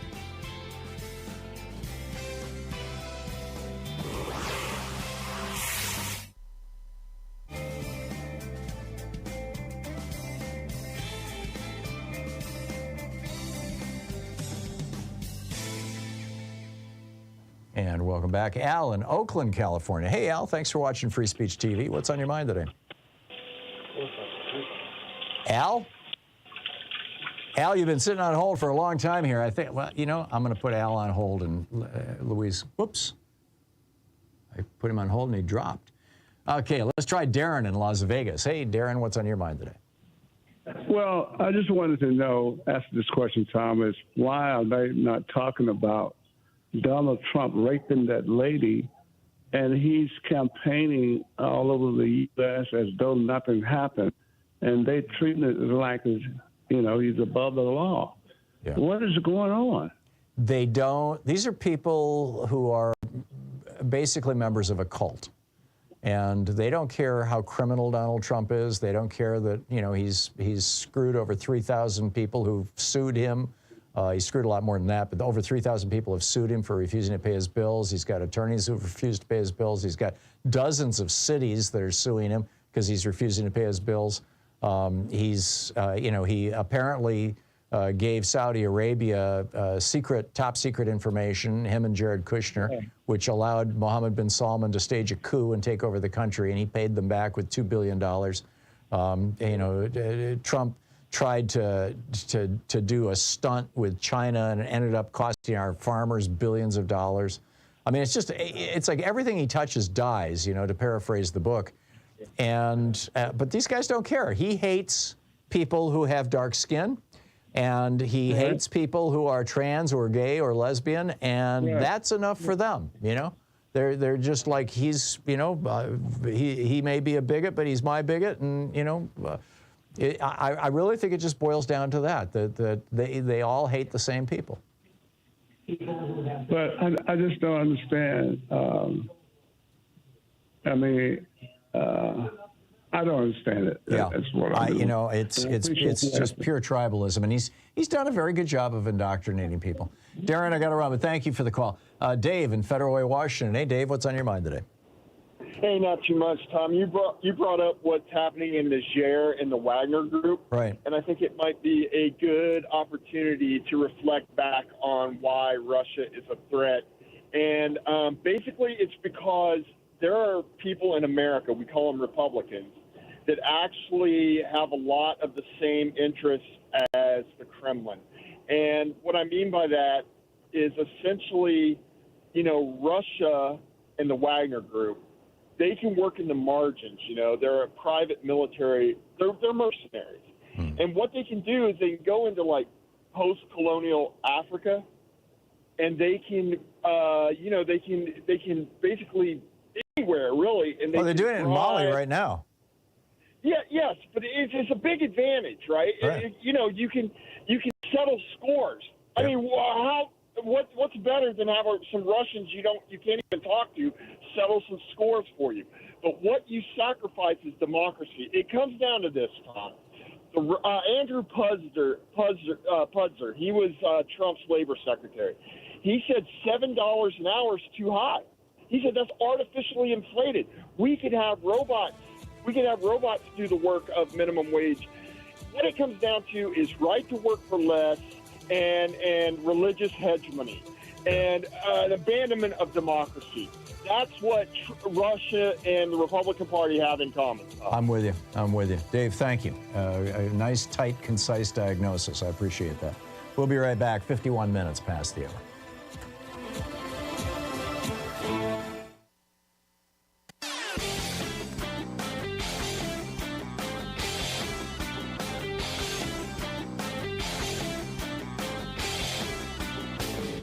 Hey, thanks so much for sharing our program and for reaching out to our stations and sponsors and letting them know that you're listening. It really means a lot to us. Welcome back, 9 minutes before the hour. Ken in New York City, I believe it is. Is it, Ken? No, it's actually Eagle Bay, New York. Oh, it's Eagle in the Bay. Adirondacks. Okay, I got it. Yeah, we moved from Nashville, Tennessee to back home where I'm kind of sort of from here. Okay. So what's on your mind? My wife worked, this is something that most people don't realize is happening. My wife worked for Metro Nashville, and we had to take advantage. We had no choice. She would not have gotten her retirement without it. That's apparently the deal that Metro worked out with originally Cigna and now Humana. Right, and this is what Eric Adams is trying to do to New York City employees or retirees. Yeah, it's just, you know, it's not fair. We kept talking, we do not want this advantage. Well, we've got to have a retirement. Yeah. We don't really have an option there. Yeah. So you're stuck. Now, I'm curious about something. I have the typical male problem, if you know what I mean. So I can't do Flomax because it has some sulfa in it. So I went to get Cialis, and Humana would not prescribe it for me. They would not take it.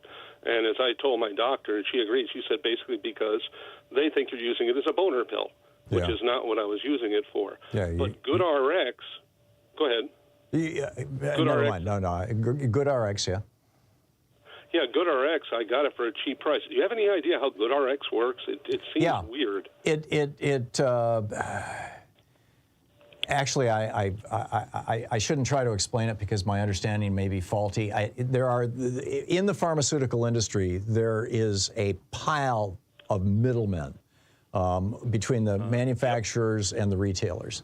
And those middlemen take such a large chunk of the profit that basically my understanding is that with these coupons, what it's doing is it's allowing the manufacturers to cut the middlemen out in that individual transaction, onesie-twosies, one at a time. So, the pharmacy uses the coupon to basically eliminate the payment to the middleman. It's not an actual discount.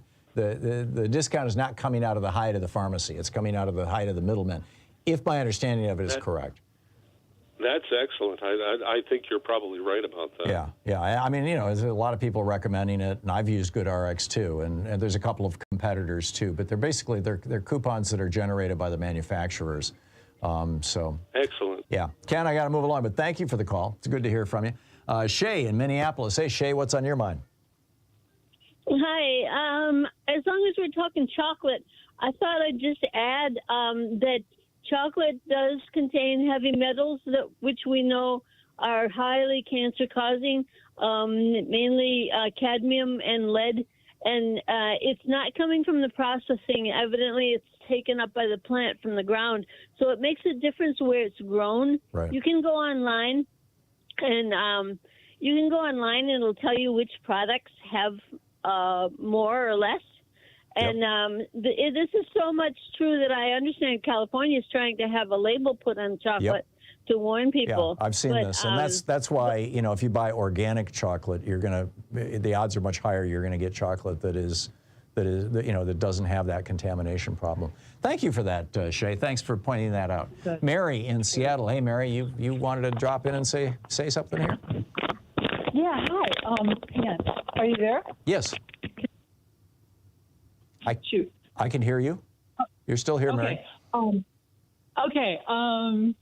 So I was on Medicare Advantage. My husband and I were. Mm-hmm. This nurse who works in the industry signed us up.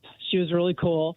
And then I had a breast biopsy, and there were several procedures that were associated with the breast biopsy, and United Healthcare would not cover it.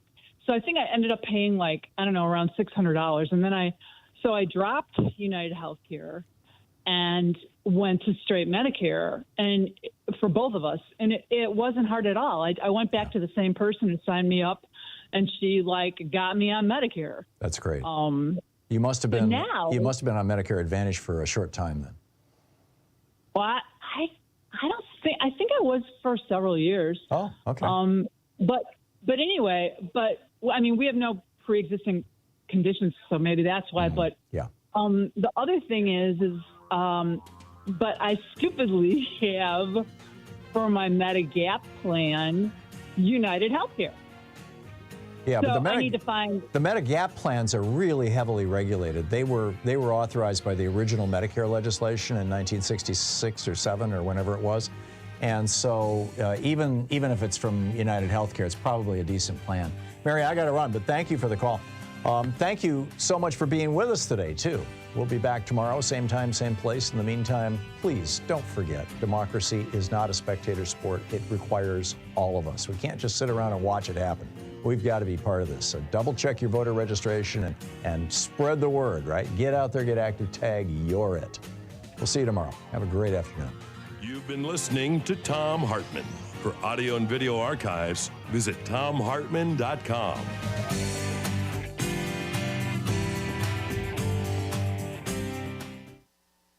In addition to bringing you the Thom Hartmann Program here on Free Speech TV and Video Media Online, we also have a whole set of ways you can interact with us and tools you can use to spread the word about the importance of democracy and the threats to it in our republic. First, there's your daily homework. Sue Nethercutt puts together a daily email newsletter that has a link to every story I discuss on the air, so you can find my sources and you can share them with your friends. It's free and you can sign up at thomhartmann.com. Second, I publish my daily take every day over at the hartmannreport.com website. That's also free if you want the daily 5 days a week rant in your inbox. No ads either. Third, we have the podcasts. There's the free 1-hour version of our daily show that's advertising supported. You can find that wherever you get your podcasts normally. And then there's also the podcast of the entire 3-hour show with no advertisements, and that's available by subscription over at thomhartmann.com. So check them all out at thomhartmann.com and hartmannreport.com.